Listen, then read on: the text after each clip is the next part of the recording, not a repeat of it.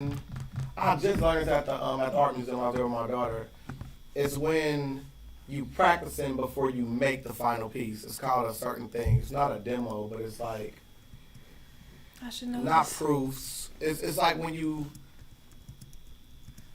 about to make this. So it's A like rough draft?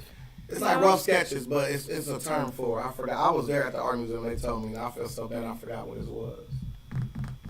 I don't know. They have a different terminology. Because my for instance, like my favorite person in the whole world right now, besides my mom and of course everybody else, is like my Uncle Juju. I go there all the time just to talk to him, and he called himself. Oh, it's called a. What's up? I wanted to announce today that a new film studio and video studio inside T-Shirt Kings.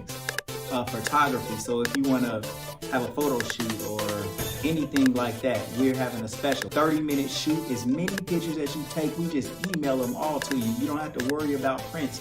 You get your pictures back before you leave. And so everything that you've always imagined that a photo shoot or that video production should be, we're bringing it to you.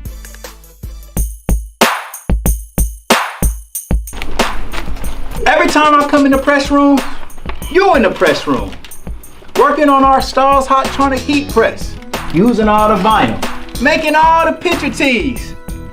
I like vinyl. I'm about to just load these boxes up on out your way. Man, you gotta be a crazy little brother to get fired on your day off. What you get caught stealing boxes for? Man, I didn't get caught stealing no boxes. He said he caught me though. You get our rent paid. Why don't you go in there and ask the girls real fast to see if they help us pay our rent? Don't sound like a bad plan at all. What's up, Pops? What's up, Smokey? I'm trying to set up a meeting with the girls, man. Okay. Y'all wanna help me and Craig pay our rent? Craig still owe me money from the last time he got me. He gotta learn a lesson. He shouldn't be stealing. Go ask him to tell that girl from last night to give him some money. What they say? They said it's slow for real. I'm about to just ask boss when we get our job that night. Of course you can. Yeah! Yeah. And, Y'all actually won an award, the Boss Mag 2009 Ohio Hip Hop Award. Y'all won for that media outlet thing. man, I don't even know. Yeah. Like y'all won. He didn't even know he won. What'd you say? Who was it?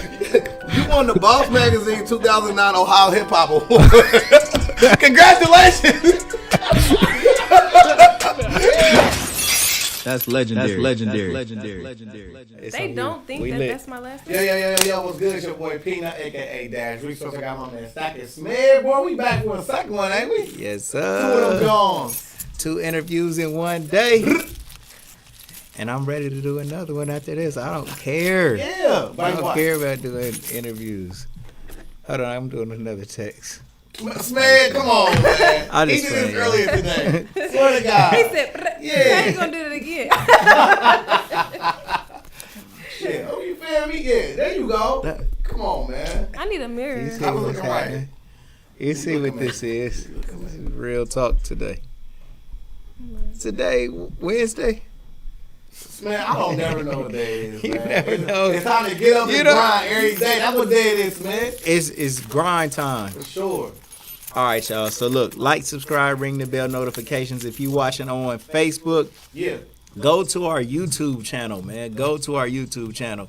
Like, what we do on YouTube is major. We completely monetized now. We about to start getting a couple of checks rolling in. Okay. But the more people that watch, the more people that engage, the more people that like, subscribe, and ring the bell notification, YouTube knows to put us in their algorithm, right? And so it'll show up on more people's kind of like little, what's it called? That, like your home screen. Yeah. The home screen will pop up and people can, you know what I'm saying, click and see what we're doing. So like, subscribe, ring the bell notification. Please go to our YouTube. Like this post and engage with this post on Facebook, man. Comment all day. If you got any type of questions for our guest of honor, you know, feel free to just ask it in the comment below. Peanut has named it the legendary comment section. Yes. So get into the legendary comment section and we will ask the question for you. Yes. All right. We want to acknowledge our sponsors, which is Shiekhs for breakfast. They got the best breakfast in the city. Agnes All Natural Grill for lunch. If you're ever injured in any kind of way, call attorney Michael Wright at 937-222-7477. Make the right choice. Attorney Michael Wright. Monique, the YouTube name is The Legendary People Podcast. The Legendary People Podcast, exactly how it is spelled on the screen below right here. All right.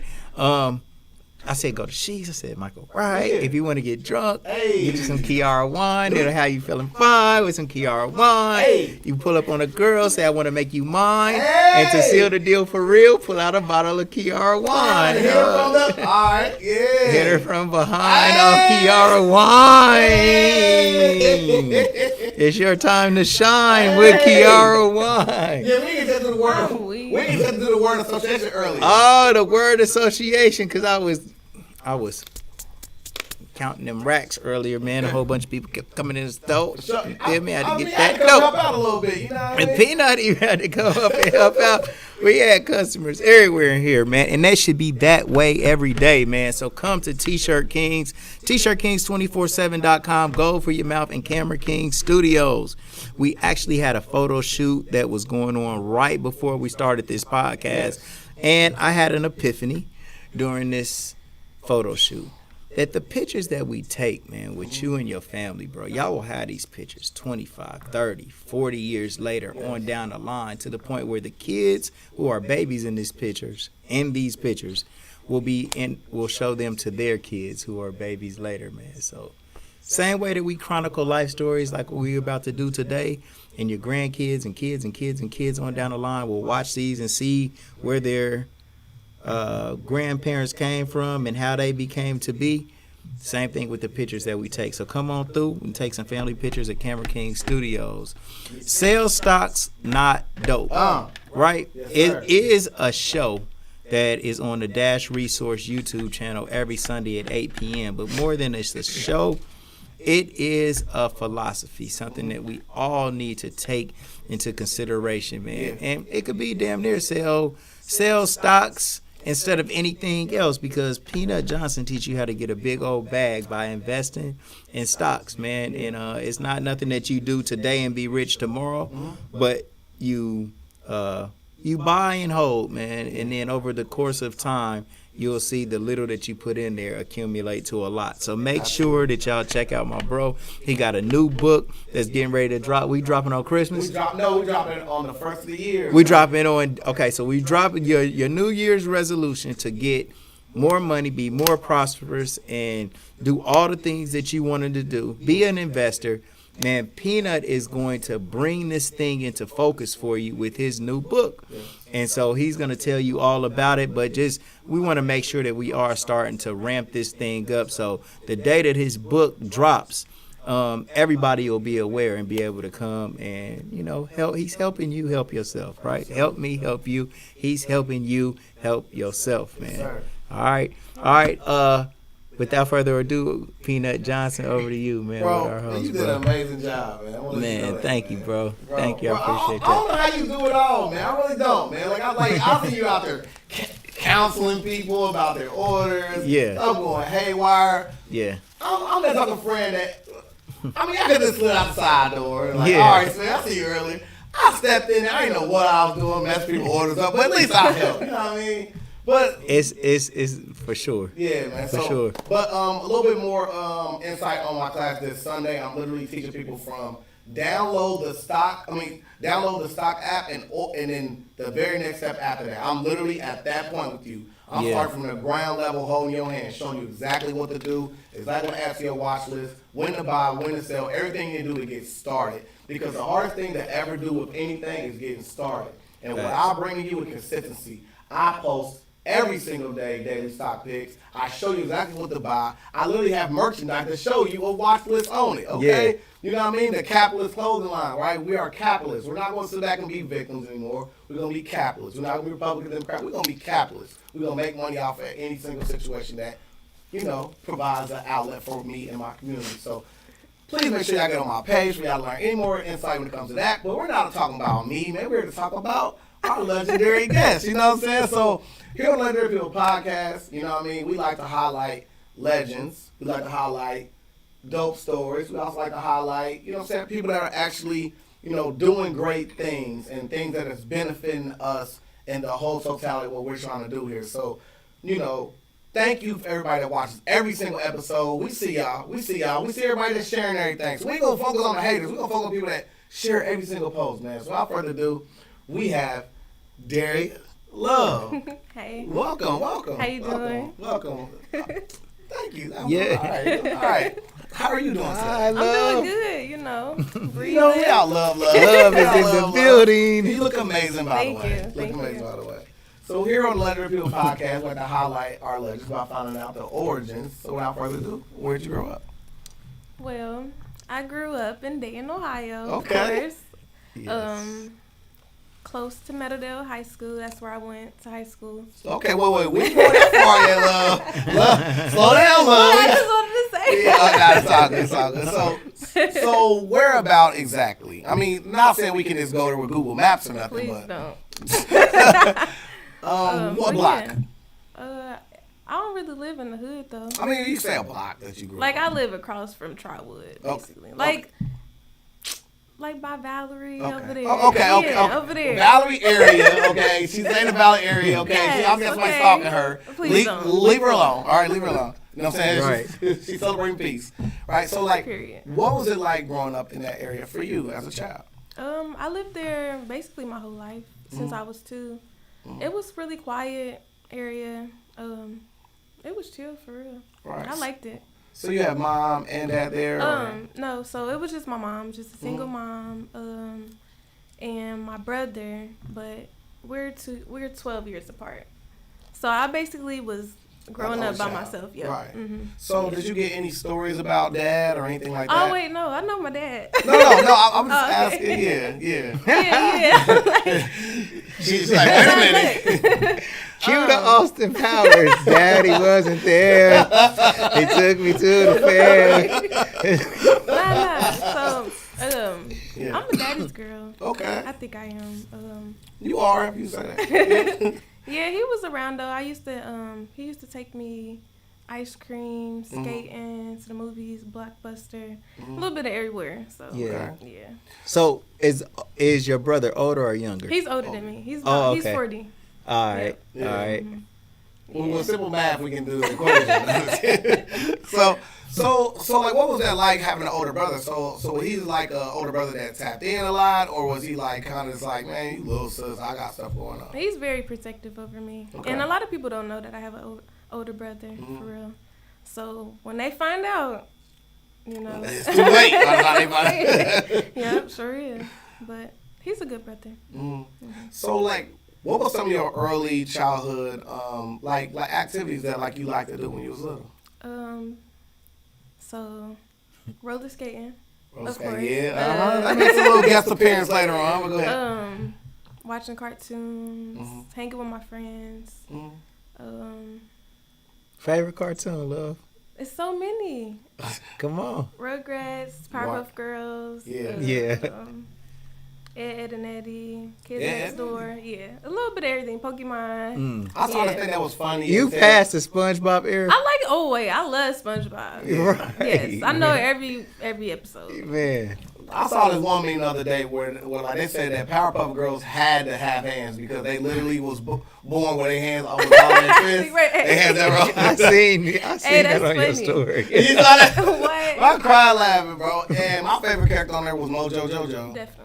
Yeah. On Powerpuff? Yeah, Peanut? Mojo Jojo. That was my dude, bro. Damn. So He was I ain't always hip mad, to though. Powerpuff. Yeah. What the yeah? Finally, you look at you like, see, you ain't hips, man. I'm an OG, man. You know what I'm saying? I That shit think was you after probably my would time. be the mayor. Oh yeah. I'm the mayor. Oh, shit. Let me find the damn mayor. Hey, love. Give him a point. Give him a point, man. Look, hell no. I ain't giving her no damn point. I gotta see. I gotta see who this mayor is. And after. You Like are, you bro. chill. Is the mayor a good person? the mayor will be there while all chaos is going loose, like everything's fine. But he be so chill. Yeah, the whole house be burning down, like the whole city burning down. He's like, everything's fine. Like he give away a award while the whole thing burning down. Bro. Okay, all right. That's like about me. I'll take that from you, love. Love, one thing that you are gonna always do is be good to people. So I'll take the mayor from you, man. Yeah, I mean, like, but if it was Peanut that said it, I would refute this shit. I'd fight this. So, speaking of, some like early childhood, so who's some of your early childhood friends, like your day ones? I don't even remember. Honestly, I don't even remember. Nicole Rankins is always coming up in your stuff. That is my sis. Okay, yeah, Ebony. Okay, look. Hey, love, hold on, no, man. How you gonna say no? I made one off the top. You can't get away with saying 2 seconds to pick out one of her Okay, but friends. that's not like childhood. Yeah, that's what I'm saying. She She like took a point from you. Right. That's teenager. She said that I met her ain't in no high childhood school. friend. This is her Facebook friend right now. So you're in a child, you're in high school friend? Man, we want to go. Where we at? We Childhood. elementary. We Right, we in elementary elementary. school. What elementary school Yeah, did you go to? What elementary did you go to? I went to Meadowville. It's a Leo party. We growling in this motherfucker, everybody. Growling. Y'all trying to make the real Leo come out of you. Oh, okay. Oh, the closet. And that's what we it's want. not. No, I'm chill. Get me a cussed out on the podcast for one. Right. Okay. I am friends with a few of my elementary people, but I'm not gonna name them because I don't really. Well, that's how. I mean, it's in your story. It's in yeah. your story, so you might as well tell. Like, We just so for example, I went to what school did you go to? I went to Meadowville Elementary. You went to Meadowdale Elementary, so Well, in y'all's class homeroom, who was in the homeroom class that used to be doing a bunch of? That far. I know I don't remember my home. Do You know I how remember long that anybody was? in my homeroom? No, I remember a couple of people from Meadowdale. Oh yeah, I do. Dennis and Dan, shout out to him, bro. I went to Fairview Elementary and I went to Meadowdale You know Elementary. What? I remember. Yeah, come on, there we go, love. Let's go. Yeah. Okay, so a few of my favorite elementary people, it was Ashley Cooper and Melinda Noble. I remember them. Yeah. I remember them too. That was the game. It was right. Yeah. What y'all used to be doing, love? Well, I remember we had a tea party, but this was at school though. Yeah. But sure. I don't know necessarily with them, but I remember at school. Yeah. Good old tea party. Yeah, Facts. yeah. That's how I knew that I didn't like tea. But then as I got older, I was like, tea is good. Yeah. I think everybody had that moment, like, right. Yeah. I think what they had was nasty. Mm-hmm. Oh yeah. I mean, it went to your. Right. No. You said it went to your kid. So, when did you finally notice your very first love for just art? Was it during those early stages or later on? No, it was high school, college. Okay, well, yeah. Could you draw though? No, I was okay. Elementary, 2nd grade, I was in a choir up into 8th grade. Oh, you the same thing.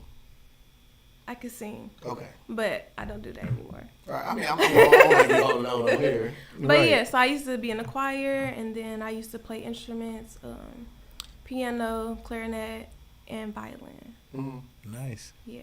Right. Wow. So that's what I used to do. So was it hard to learn that type of stuff, or did it come you kind of easy? Oh my goodness, it was. My favorite instrument that I was playing was the piano. Yeah. But I stuck with the clarinet the most because I was in band in school and stuff. But I'm like, this kind of lame, so I quit, and my mom was mad. So, what kind of student were you in elementary school? I was very shy, and I was quiet, and I did my work, and I was kind of scared of the people that always was fighting because I didn't want to fight. So at your school was a bunch of girls fighting or dudes fighting or just a whole school? Just in general. Yeah, I didn't associate myself with people, but I knew a lot of people. Yeah. See, so, I don't ever think about that also because, you grew up with a brother that went to school with you also, right? Mm-hmm. So, I grew up, and my sister was behind me, 1 year. So, to grow up in school practically by yourself, not happy because your brother's so far Right. removed, did you feel kind of by yourself in school sometimes? No, because I easily made friends. So, yeah. Love, did you ever get in any type of situation where it seemed like you might get into a fight? Yeah, that was in middle school. In middle school? Okay, we gonna get there. We'll get there, but Not in bookmark elementary, that. though. Love Yeah, spite no, not in experience. elementary. Love beating No, somebody else. in middle school. In middle school. Not in elementary. I was a good kid. Okay. Right. So you were really quiet. Yeah, I was quiet and shy. Like, I would not be doing this right now. I was really quiet and shy. So, okay, check this. In class, when the teacher asked, did anyone know the answer to a Nope, I question, wouldn't would you answer raise my- your hand? No. You, the only way that you No, would man, talk my in hand. school is if they actually called on you Yeah, I'd to be read nervous. or something. Yep. I'm Wow. not doing it. Even Any if I knew particular the reason answer. why? I don't know. No. So, I mean, we spoke off camera about, anxiety. Do you feel like you've always had? I never knew about it until my adulthood life. Like, when I started serving, when I started getting jobs and stuff, that's how I kind of figured out, like, the feeling and how I felt. But I never thought about it back then because I never knew about it. No. So, you didn't But do I any probably did. Oh, I don't know. I mean, possibly. I mean, I don't think it comes out of anywhere. You know what I mean? It has to be something that's inbred in us. Think about this, though. Somebody like you who considers yourself to be shy, Right. after all of that, you still willing to come onto a podcast on a public forum and speak. And I'm not shy no more. there it is. Right. Yeah. No doubt, because what I was going to say is there are some people right now that seeming to be like vocal and major, but they still feel like they don't want to come and speak publicly. Well, I did. I was like, Right. I've been asking you to come on the I did, podcast though. for at least a year. I was like, a year? I would say- It's been a couple of weeks. Yeah, right. It was. Last time I Before was Peanut Peanut, no way. Oh, before you started doing it and you was like, I'm about to start doing podcasts, you right.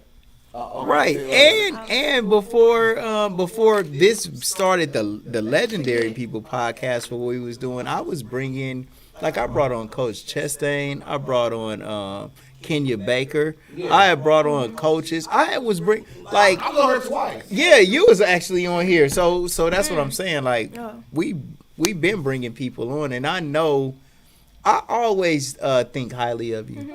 And so that's why I just was like, well, come on, because I know that you was doing your painting. You was doing so many things that I thought was interesting to talk about.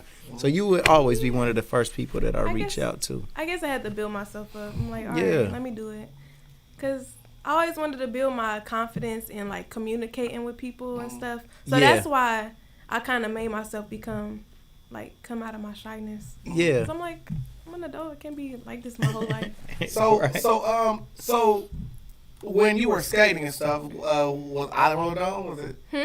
When you were skating back then, did you go to Island Roller Dome? No. Where'd you skate at? I started Orbit? at Skate World. Skate World. Skate Yeah. World. Okay. In Vandalia. So when you were skating, did you feel like a sense of confidence while you were skating, or was it just more or less, the friends you were with? Like, what intrigued you about skating so My much? dad. Okay. My dad's a skater, so he. Oh. Yeah, I've been skating since I was little with him, so he would take me all the time. So, yeah. Shout All out to the Pops. time. Yeah. Pops for sure. My dad, he put me onto a lot of stuff.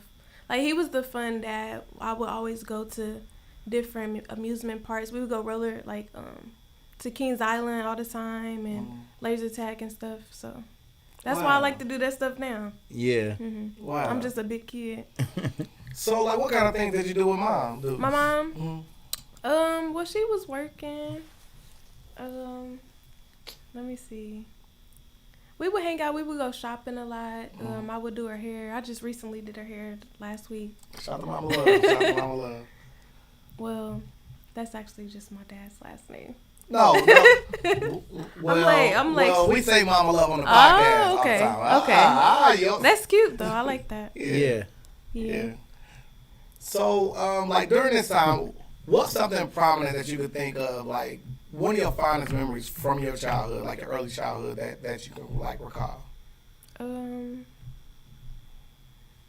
What type? Wait, which childhood? Because I don't want to jump too far. Like, when I was we a can kid. just talk about up until, the precipice will be elementary school, so we can move to the next level. I guess just being a kid because, like, getting toys and just knowing about holidays and stuff and celebrating. That's when I was mostly close to my family that I remember, and I kind of missed that. Because when you're a kid, everybody's around. Yes. Like, you're with grandma and grandpa. So I kind of miss that about my childhood.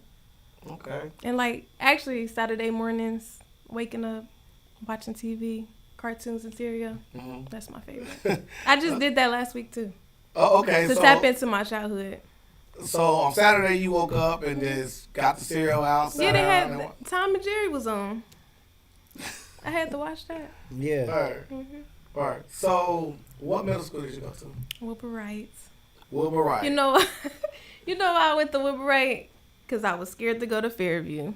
The first day they was fighting.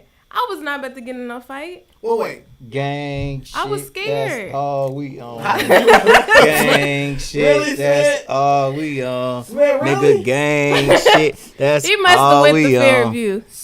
Gang shit. That's all we on.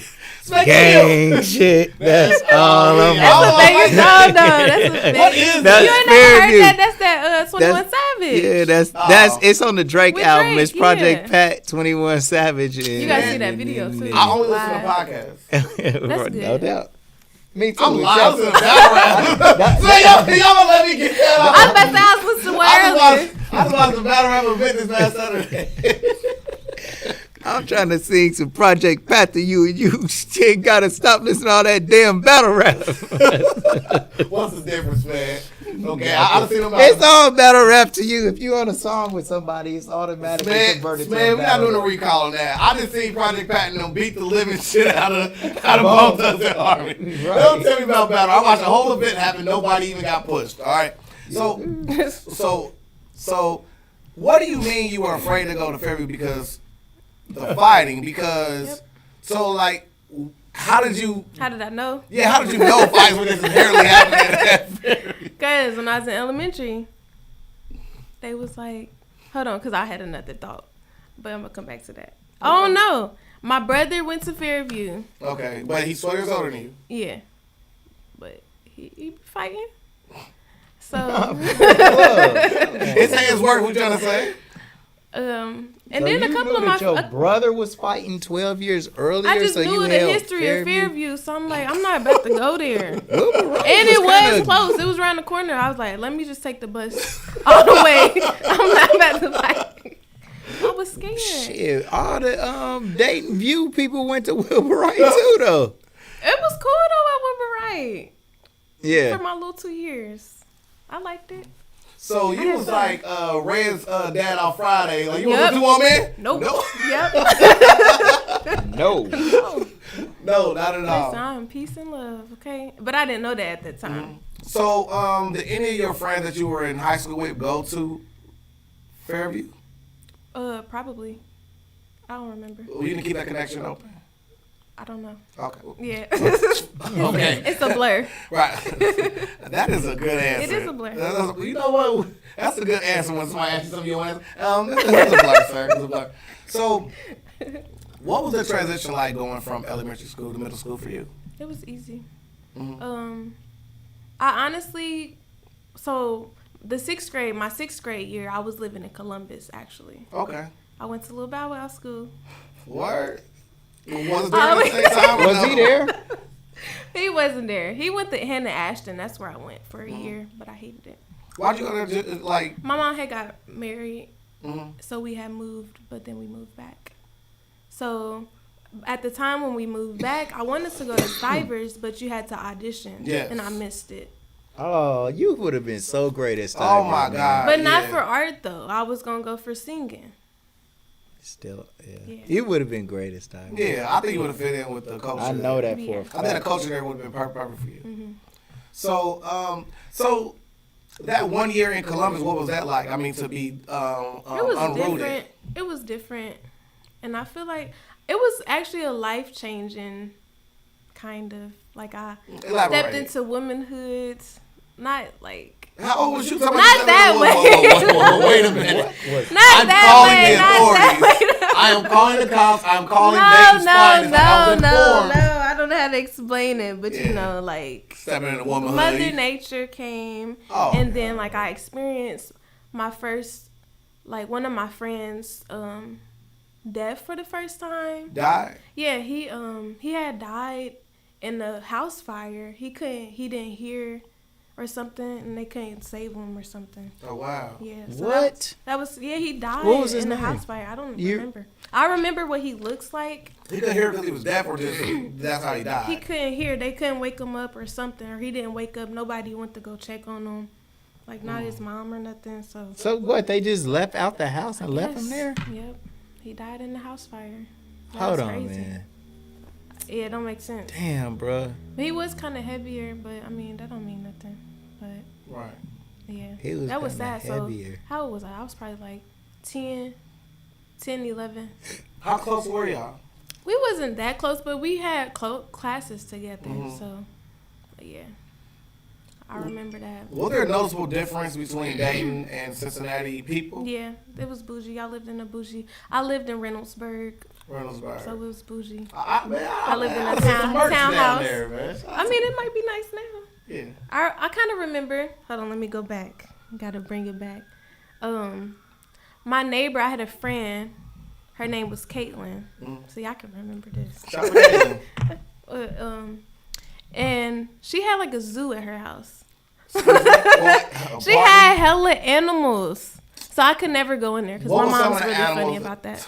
No. We gonna get on that. So, wait, black mama ain't playing that. No, she's not. Reptiles, cats, dogs, like everything. Hamsters, a lot of stuff. Mad animals. Yeah. Running free. I probably went in there once, but my mom, no. She's like, no.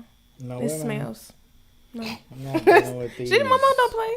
Right. Facts. Yeah. So they were kind of more bougie than what you're accustomed to. So did you kind of stick out like a sore thumb a little bit? Because No. Yeah. It wasn't like Kinda I was. blended? It wasn't like I was the only black kid in the school because it was a suburb school. But no. It wasn't as bad as Logan County. Smith, come on. That's where you went? What is that? I don't know where that is. Logan County. This is called a dog whistle to the people that be watching this for a wrong reason. Logan County, we just did an interview with Antonio. Don't say the wrong name. Dave, I don't know what they call it. Like, he's been adopted. Okay. And apparently his adopted name is Antonio Folly. But his birth name is Antonio Davis. Man, listen to this. Oh my God. It's gonna be one of them podcasts. I'm saying it's gonna be one of my favorites. Look, check this. 2 people came into the store today and said that they were the foster parent of Antonio Davis. Wait. Today? The girls that was here from Lima today? Yes. Yeah, she said that her parents had Antonio at one point. The only reason she came here to get the t-shirts is because she watched the Antonio interview and I ran the T-Shirt King commercial and she said, I'm going to go down there and get my shirt. She was from Lima. But she said that her family adopted, no. She said Antonio has had 4 families who was trying to adopt him. But like Antonio said that he was so upset about not being with his parents that he messed some of these things up. Right. But she said that her parents, her family, I don't know if it's her parents, but I think she said parents, but I'll just say family just to make it all right. Man, they had Antonio. And then another girl came today and said that she was talking about Moniqua, you know what I'm saying? And she just had a side of how she felt about Moniqua. Yeah. And she said that she had Antonio for the first 3 months after he was at CPS. That is sad to see. That had all the kids. Right. They had all of them. She said that her family had all of them, but then they had to separate them because it was too hard for them to just take on all that responsibility. That is so sad to see that young, brilliant man, young king, have to go through that. I'm telling you, like, the conversation we had. But why did 2 people come into the store today buying shirts and they was both foster parents for this one kid? That is amazing, bro. This ain't. I'm not exaggerating. I'm not lying. I'm not capping. No, I know you. I know you don't think I am. But it's very odd. It is. We just did the story over this missing young man. Like shit. What, Thursday, Friday? Yeah. Wow. Thursday. And it was Wednesday and Thursday. And Friday we had DeMarco. No. DeMarco was Saturday. We ain't do no podcast on Saturday. I bet you any amount of money. DeMarco came on Saturday. His listening party was there. Then I went to DJ's game right afterwards. We did a podcast on Saturday, Smith. We did a podcast Saturday. Smith, I'm updating my contract. I don't know how he tricked me. I'm out here just to visit, and he's just like, yo, by the way, DeMarco will be here in 15 minutes. DeMarco tried to. Wow. So it was Thursday and Friday. Yeah, DeMarco tried to finesse us. I'm just playing DeMarco. By the way, his mixtape is amazing, man. Like it really is, it truly is. How good is it on a scale of 1 to 10? I'll give it a strong 8.5. You know, like I'd rather original beats to hear him over rather than, you know what I mean, like the. It's a mixtape. Yeah, I mean, I'm just saying. I mean. It can't be original beats anymore. Fabulous does mixtapes and he raps over original beats. Who? Fabulous. What do you order? Right. There's no order. He is doing something. Yeah, like DeMarco, I'm working on the show. I'm helping y'all, man. Trust me, it's gonna be good. Just give me a second. He derailed us for like quite a second, but like why are we still talking about the Antonio situation? I mean, I guess we should do an Antonio update. I received, you know, a bunch of messages from friends of the family what it keeps, you know what I'm saying, like what it keeps turning into. And Smith said that he saw some video where they're showing pictures of him and him dancing, carrying his little brother on his back. Yeah, and carrying a bag of cotton. Everybody has that cancel, man. That's all I'm on. I just bullshit. I'm just. Oh, they never will come on our. I reached out to a friend of their family and I asked him. I said, "We invite y'all to please come on the podcast to speak your truth." Because, like I said, there's only 3 sides to a story, right? A bag of cotton. Man, don't you ever say that. I'm weak. Man, we ain't gonna never get a podcast award, man. We'll never get a podcast award. I'm just playing. Look, you guys, if we don't make no type of jokes, everybody loosen up. Like, damn, okay, he got adopted by a white family and said he was carrying a bag of cotton in a video. He told me, wait. Smith told me, because we joking. Smith told me in confidence he wasn't dancing, he was shucking and jiving. That's what you said. Peanut, you don't know good timing, bro. Did you see? Now it's getting like cringeworthy. Come on, you once said. Mine was. I can say shucking jiving, but you can say a bag of cotton. For whatever reason, mine sounded. Everybody know I'm just playing. Yours was mean. All right, man, we back to Daria. Everybody has. Daria. I dare you to get it wrong, Smith. I dare you to get it wrong, Smith. I dare you. Dare you, dude. I dare you, dude. Love, you have the best name ever, man. Thank you. I mean, real stuff like everybody wants it. They do. They don't even think that's my last That's a name. bar. Right. Everybody wants love, Smith. Yes, sir. That's a bar. That was a bar. Somebody made a bar the other day. They was like, I don't remember. Never mind. Well, what a bar would have been that memorable. Love. Gone off these motherfucking drugs, off these drugs. Man, we all right. So, anyways, so Dad used to take you skating. He takes you to all these dope places. Mom, y'all used to go shopping and stuff like that. Y'all moved to Columbus. Look. Yep. So Columbus is a little different. You got a friend that lives next door. She has exotic animals. She's like Joe Exotic next door. But like, what is school like in Columbus? I mean, is the curriculum harder, or did you just plug and play right in there? It was easy. Okay. It was nothing. Easy. It was nothing, huh? Nothing. I wasn't like this big 4.0 type person. Though, Yeah. But it was easy. All right.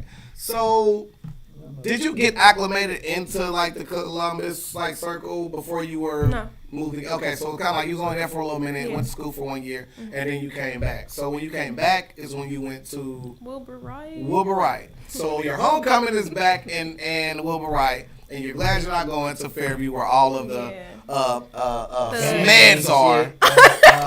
All of the smeds are, okay? You want to hang with the smedros of the world. All the little Antonios are. Did you see it? How do I work with it? Like, how do I make this happen? Oh my God. So you come Hey, Antonio said I got called a nigga every day. Ain't that crazy? This is Logan County. This is what you asked about. Where is it at? Logan County? Yes. I think that it I'm about to look it up. Hey Siri. Yeah, there we go. Where is Logan County in Ohio? Man, Antonio, that's what I'm saying though. Like, man, the stuff that I'm making it a little more lighthearted, but he did say he was going through a lot of stuff at that school, man. Seriously. So what I surmise I believe him. What is it close to, like? It's close to Columbus. Oh, okay. Yeah. So it's about an hour and 6 minute drive from here. And just for me to be completely objective, let me say something else too. I have heard, and this ain't Moniqua, you might be watching this one day, but people have been critical of you, Moniqua. Yes. So I'm not just gonna talk bad about Logan County.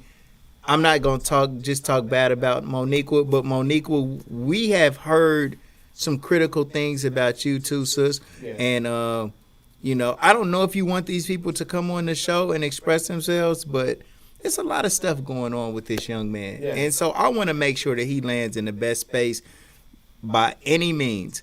Because one thing that I don't want to do, right?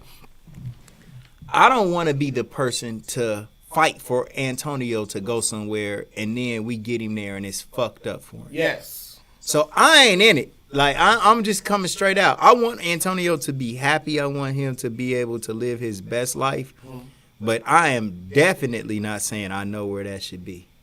That is real a great shit. point, and that was been my stance from the get-go. Yeah, that's my stance, too.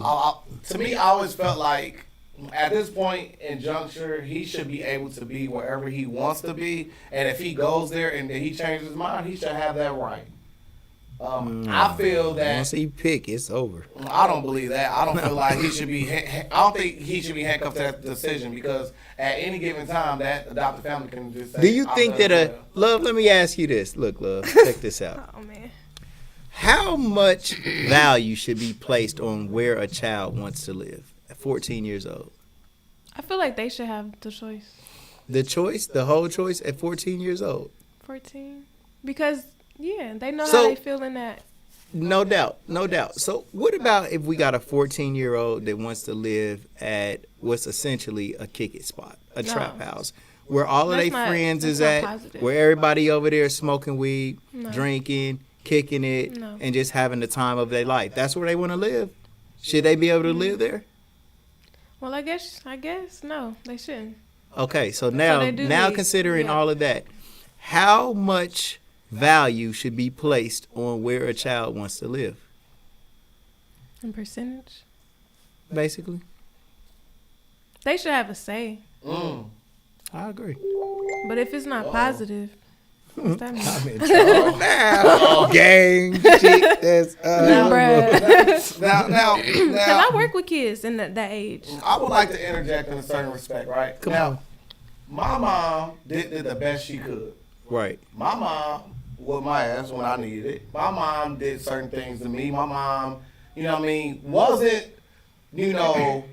the storybook mom that we wish that, like, I would have. If somebody could have just been like, I wish you would have had the best mom in the world. That would have not, yes, that may seem like that benefited me in that respect, but not who I became ultimately. I feel like there's beauty in the struggle in a certain respect. I'm not saying it should be all struggle, but I'm telling you, my scars turn into beautiful tattoos. I'm just literally that person. I do not feel like just because the predicament isn't ideal means that the person shouldn't go there. I feel that I take abuse to children very, very seriously. Even though I threaten my son every day, I have not put my hands on him. Not yet. I keep telling him that at 17 is child abuse. At 18 is domestic dispute, bro. You better try me now, right? But I'm joking. But at the end of the day, it's like I really feel like in that situation specifically, I do not know enough to give a honest answer on where he should be. But I do feel he should be somewhere he is comfortable, he is safe, and he wants to be. Whether that's with... And it's different for his situation, too, based off of the... So I'm like, if they could they stay in a trap house? Yeah. No, they shouldn't. But his mom, if you want to go and live with your birth mother, there should be an action plan in order to make sure that he gets there, based on her mental health. Based on her mental health and based on just her ability to be stable for him. Yep. You know, and so we have to really understand why he was taken from her in the first place and see if she's overcame those challenges that she was going through, and if so, an action plan. I like to play devil's advocate because there are certain things that were raised questioning, and when I pose the same thing that you said, so I'm gonna play devil's advocate and just literally give you the reading of what other people are saying. People are saying when your kids are taken, you are given an action plan. They don't just take your kids; they give you a actual path and plan to get your kids back. And if you do not adhere to those, you will not get your kids back. So what do you say to a person who had the opportunity to retain their rights as a parent, and they willfully relinquish or fumble the bag, per se, when it comes to retaining their children? And then at the end of the day, they say, I want my kids back now, after they've already lost the right. I work with children like that right now. So that's perfect for you, love. They can't, though. Perfect. Like, if you're not capable in and out of jail or wherever you are, you can't handle taking care of your kids because you can't even take care of yourself. You know? So I don't know. I don't agree. So like, do you feel, so let me play that, I have to get to you. So what if, I had a rough patch in my life, I get myself together, and now I want my kids back? Right.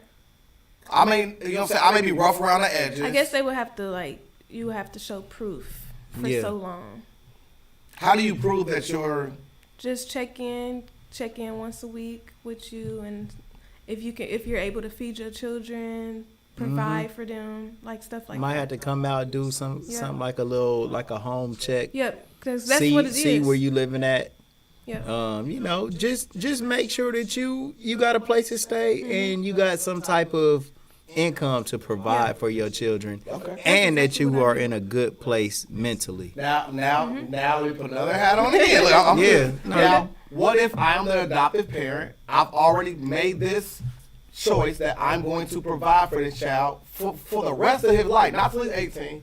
To the rest of his life. I adopted a child. I'm not a foster child at this point. I'm not a foster parent at this juncture. I am now the parent. I am responsible for this child now. Right. I'm taking care of the child up until, he's in high school. I'm the one taking him to basketball practice. I'm the one taking him to track. I'm the one putting clothes on him. I'm the one buying him underwear. I'm the one showing him how to do that and third. I'm the one showing him how to do a resume. I'm the one polishing him up. I'm doing this, and you get a chance to come in at the end and swoop in and take in what I've essentially... I mean, I think that each adoption probably got different circumstances as to if that would work or not. Like, if I adopt a child when he's 11 and when he turns 14, he remembers his mom that he was taken away from when he was 6, and he wants to rekindle a relationship with her. I think that's to be expected. Yes. Right, of course. You can't just, you got to factor all of that stuff in, And I think the more you take something away from somebody, the more that they want it. Yes, and so by not allowing him to have a relationship with his mother makes him want it that much worse. And you got to be flexible when you are an adoptive parent and put yourself in a child situation. True. And it adds on trauma too, and then the child can start acting out and rebelling against the parent. That's exactly what Smith said on the podcast. He said, "Look at your fruit." Right. Look at your fruit. That bro, I probably watched that podcast. Every 5,000 views that I've watched it that many times. Right. Because to me, I feel like that was the most resounding point was, if you feel like you're doing everything correct, if you feel like you're doing everything right by this child, then look at the end result. You know what I mean? I don't have to prove to my children I'm the best father for them. I don't have to compete for that. But when you step into the shoes of being an adopted parent, you know that's always in the back of your mind no matter what. And then also the added, like the asterisk of what Smith said was when you are from a different demographic, you're bringing them over here, this and the third, there's a different little bit of seasoning on that steak for you. That's true. I used to have a student, a 3-year-old. He's 5 now, but he was like that. He was adopted by an Army Caucasian man, like family, but he was a black little boy, and like it's just amazing, like how he's gonna grow up. Like I don't know. Like I kind of wish that I could adopt him sometimes. Cause how do you feel about that, love? And it's not. That was when I used to be a teacher. When do you think that it's weird for a white family to adopt? It is, and I thought that they was just doing it for money, because they can do that. Right. Yeah. Well, Peanut. To me, I feel like like there's been different classifications that call it, like the white saviorism, where like they feel like people will say people in the hood have a bad situation. I'm in a better situation. I want to reach down to help them. But when I say it's the same thing when we think about the pig trough thing over at the Bass, right? Mm-hmm. They skip so many white neighborhoods to come to a black neighborhood to play white saviorism. I'm not saying there's nothing wrong with that, but I'm just saying it just makes us question your motives when you could have literally adopted someone in that demographic that would suit your it's more place money of, too. like, yeah. Like, it's more. It's you more get money more money to adopt a black child. That's what I heard. Wow. I mean, but a part of me though, no matter how much evidence that we got, man, it still feels like I want to give people the benefit of the doubt in this. Yeah. You know what I'm saying? Yeah. Like, but I am just trying to rack my brain to just figure out a for real good reason why a white family would adopt a black child. And I can't come up with anything that I don't know. I don't really think that it's nothing bad either. Like I'm not just thinking all bad, but I'm just trying to think like, damn, what's the Colin Kaepernick? What's the point? Yeah, Colin Kaepernick. Yeah, like that was her only choice though. Well, that's what it showed. That like, he was her only choice. I get like she wanted a specific child, but like I guess he was the only one left or something. I would have to go back and watch it, but and to me, I can't say that they didn't go there and they saw him and had a connection with him. Right. You know what I mean? They could have went there, saw him, and had an instant connection with him and said, you know what? Man, look, I'm going to be honest. Like, man, I got a lot of cool relationships with white people. Absolutely. Different white people. Absolutely. I would hate for any of them to ever watch our podcast and feel like I don't love them. You know what I'm saying? Because it ain't about that. And seriously, so that is a qualifier as to go on and say what I'm about to say. Like, let's take a quick break real quick, and then I'll come right back, you guys. All right, give me.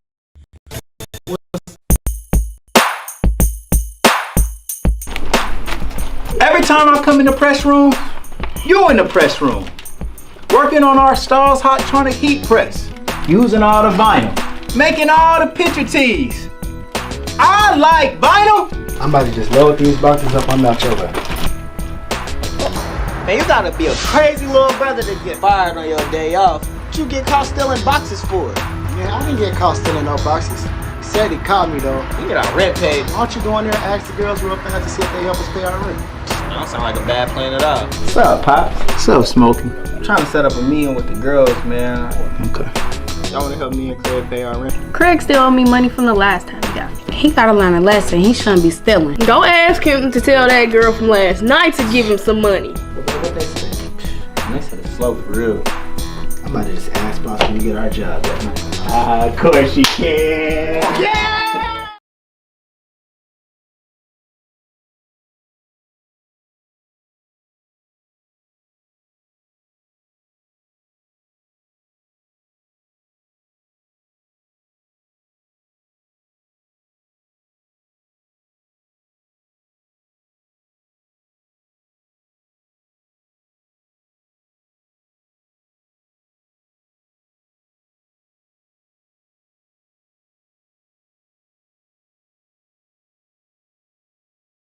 What's up? I wanted to announce today that we do have a brand new film studio and video studio inside T-Shirt Kings. Photography. So if you want to have a photo shoot or anything like that, we're having a special 30-minute shoot. As many pictures as you take, we just email them all to you. You don't have to worry about prints. You get your pictures back before you leave. And so everything that you've always imagined that a photo shoot or that video production should be, we're bringing it to you.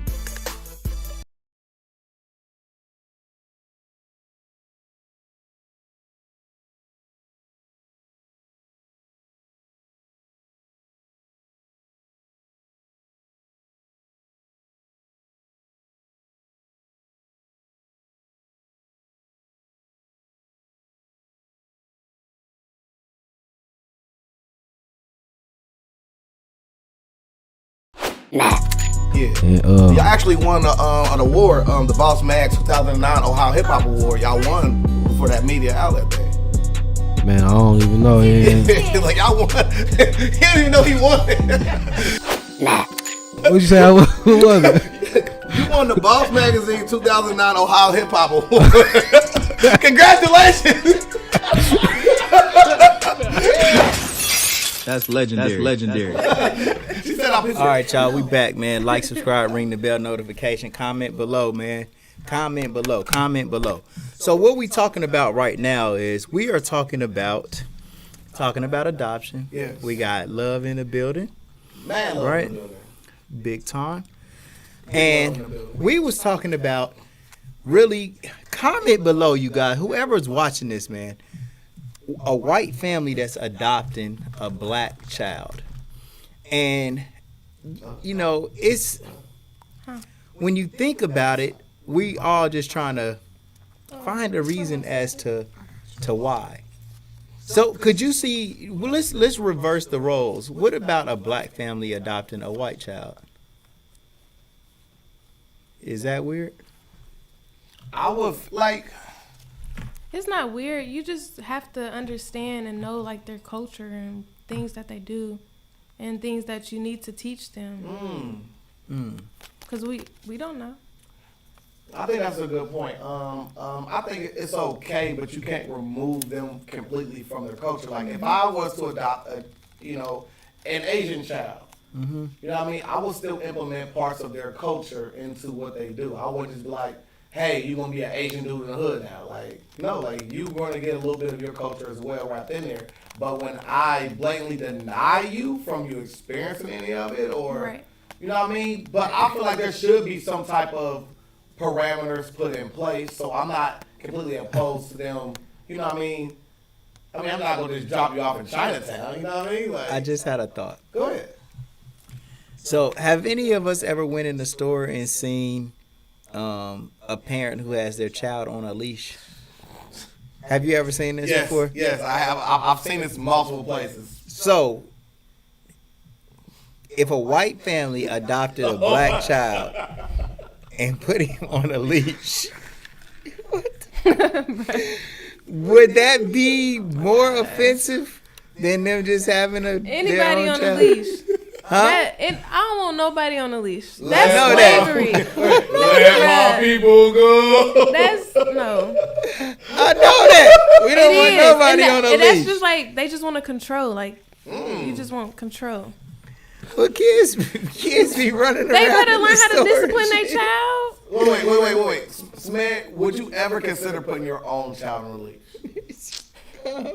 Cause you know how they be having. No, wait, man. I don't think so. You got on a leash. I got a leash. Get your ass That's over what here I'm right saying. That's now. what they gonna do. Be pulling. Yes. No. I But don't. if a white family adopts a black child, and they do say, you know, man, he runs around a lot, man.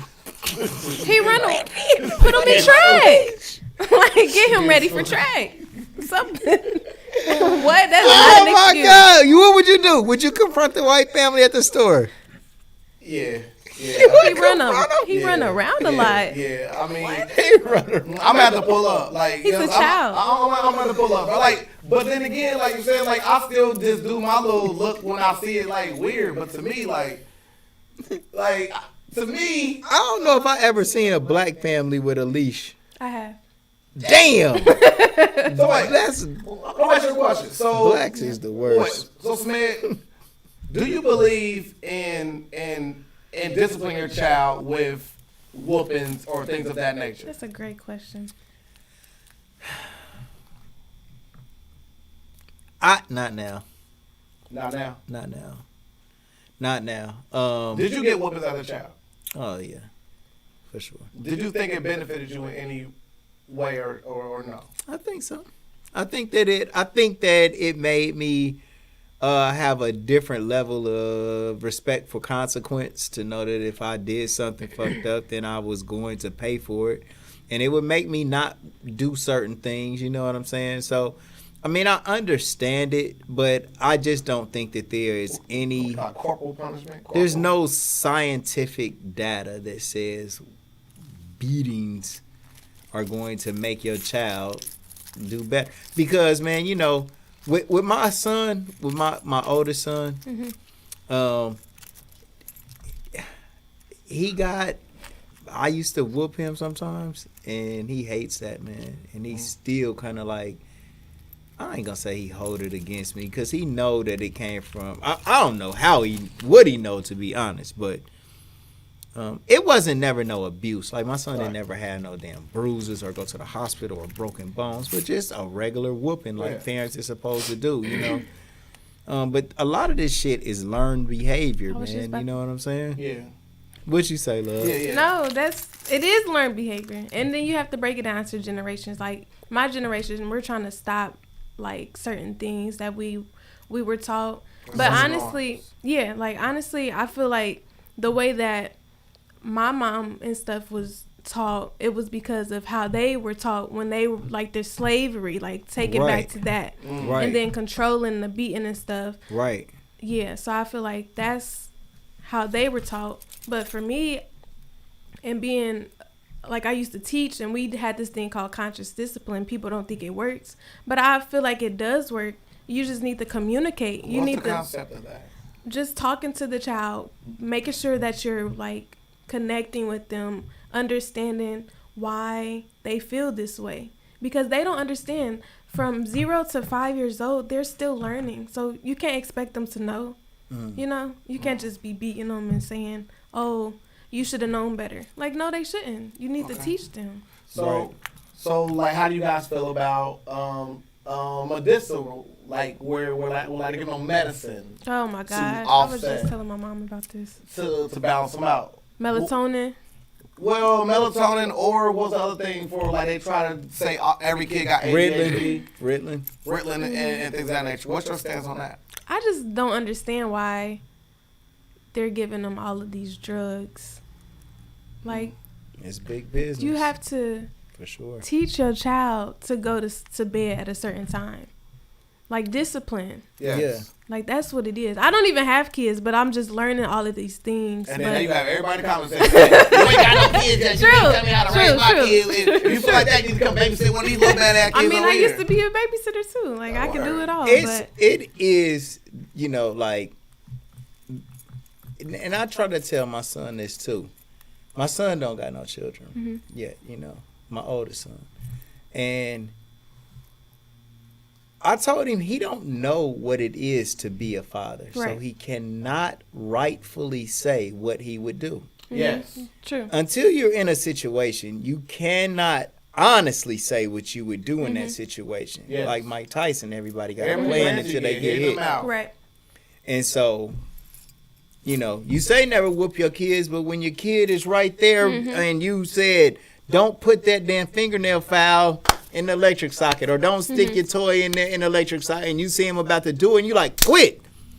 That's a popping on the hand. It's like almost a reaction or a reflex. Right? So it's like, you never know, man. And then sometimes, man, kids deserve to get their ass beat, bro. And they ain't saying you got to do it. But kids will get disrespectful and out of pocket and completely wrong, man. And so they need. I ain't gonna say they need they. I'm ready. Sometimes, yeah. So sometimes you gotta get through to somebody, man, and you got to get their attention. So Smith, depending on the child. So Smith, is that right only birthright inheritance, or does an adoptive parent have that same right? I got another question. That's the road we standing at right now, looking on the left and the right hand side of the street. Does the birthright, is that only reserved to I birthed this child, I have the right to do this? Or does the adoptive parent have that same exact right? Because then, at a certain age, I think that whoopings and stuff are done. At a certain age, about you what shouldn't age be. you think? I would think maybe middle school. Definitely in high school is too far. Like, But I don't think then you should be. the ones that got the mouths on them, They are in middle school. middle school, high school. Yeah, what I'm that's working true. with now, and they, But like some of the system. whoopings should take place to kind of try to curb that a little bit, so But- they'll be listening. But I mean, whoopings don't necessarily help, man. But you get a kid. Wait. Because we right there on that street, man. You really get across that street. Yeah. You get a kid that's 11. You adopt him. Do you have the right to discipline them with corporal punishment? I don't think they need that. Okay. I don't think that child that's been through this roller coaster We're of not a life. thinking of what they already done. that's why I was Well, about to the say, kid is trauma. already been through so much. You need to overwhelm them and win them over with love. And you probably should be doing that with any child, even your own. Mm-hmm. You know, I love you, Jay. if I had a chance to discipline my child with love only or corporal punishment only, it would definitely be love only. Mm-hmm. Right. Because you might have to mix it up a little bit, but too much of anything is abuse. So you don't need to be beating the fuck out of your children because then that's going every to time they do trauma. something. Then they're going to be with me. And also, for instance, we got to think about the road that little boy had to travel in order before he got to you, right? He was already damaged goods by the time you got him. Yep. So if I get a brand new milk carton, you know what I mean, I could be a little rough with it, but that thing's already been dented in, this and the third. One last hit could be the tipping block of it busting over. For him to hit back. Yeah. Or fucking like, you ain't my mama for real, nigga. Fuck all these papers. You not my mama. You not my mom. I'm just being but it's real. But yeah, yeah, like, man, come on, bro. Don't, you nigga, I don't give a fuck what court you went to. You not my mama for real. You adopted me. I said, cool, we gonna get this shit together, but you're not about to hit me, bro. And as a child that's 14 years old, like, what about if I think you did something wrong as a parent? Right. Suppose I come in the house and I bust you smoking weed, and I want to hit you as a person. You feel me? Like, you a person, I'm a person. You doing something wrong, I'm gonna whoop you. I'm just saying. Well, Jay Cutler come catch me smoking some weed. He say, right, exactly. I'm gonna break his other thumb. He tried it on me. You know, I mean, I love you, Jay. man, I had listened to this study that was just saying, like, man, a lot of times, man, the children should be teaching the parents, man, or teaching the teachers, and Each one. Each person yeah, is a teacher and a because student. like, I'm telling you, man, kids do have some good ideas and a lot of creativity and imagination, but people that's been through so much and failed so much, they always tell kids they can't do shit that it actually is possible. Mm-hmm. You know, and I think that it's wrong, man. I can't never tell somebody they can't do anything. If anything, I try to add to the idea. Yep. You know, I can let life tell them that it won't work. But I think we could always figure out a way to get it done. Right, because I'm going to figure out a way of getting this done and talking about when you had middle school fights. I didn't. I know. So, Smith asked you earlier in the podcast, when was the time you were close to having a middle school fight, or you actually was getting popping at Wright, where you see you had the whole school on lockdown? Like, it was mad, like, lit. Like, the police pulled down there, everything, battering rams. They pulled you out in handcuffs. You spit on the police.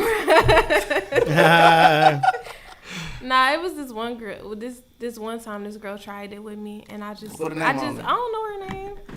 What she do, love? I don't know. She just thought I was the one because I was quiet and like I just had to speak up and cuss her out. So that's about it, though. That's it, though. I didn't really do nothing. I wasn't about to fight. What you said? But look, I want to know what happened. Yeah, what you said to her? That was in 8th grade. Did you get in trouble for it? No. Oh, so it was just a simple cuss. Was y'all at lunch, love? No, we was in class. I vividly remember it. What she do? Try to kick your chair or something? Nah, I don't know what she was trying to do, but she thought she used to pick on me, I guess. Yeah. So, yeah. I ain't get picked on like that, but. Yeah. What'd you say? Leave me the F alone, B. Nah, I probably didn't say the B word. Leave me the F alone, no, I don't B. think I was cussing that at that time. Did you say, will you please just leave me alone? What's wrong with you? No, I didn't sound like that. Listen, that was a long time ago, okay? But look, just know she left me alone. And that's when the voice was like, no, there's no way I said nothing like that. She left me alone. All right, word. So, like, whatever you said, she knew the clause was in there. And did she leave you alone? Yeah. Yes. Let's go. Word. So, what kind of student was you besides the one that would, like, start a riot, you know what I'm saying, like, at school? Like? Nah, I ain't start the riot. Whoa. So, was there a riot while you was there? Not in middle school. Oh, okay. No, but look, this one time, though, in middle school. Here we go, see? Here we go. We did make our teacher cry, though. What you did? Not me. It was the whole class. You weren't included. You joined in. You took part of the festivity. No, look, they just threw paper balls at her. That was it, and then they made her cry. I don't know.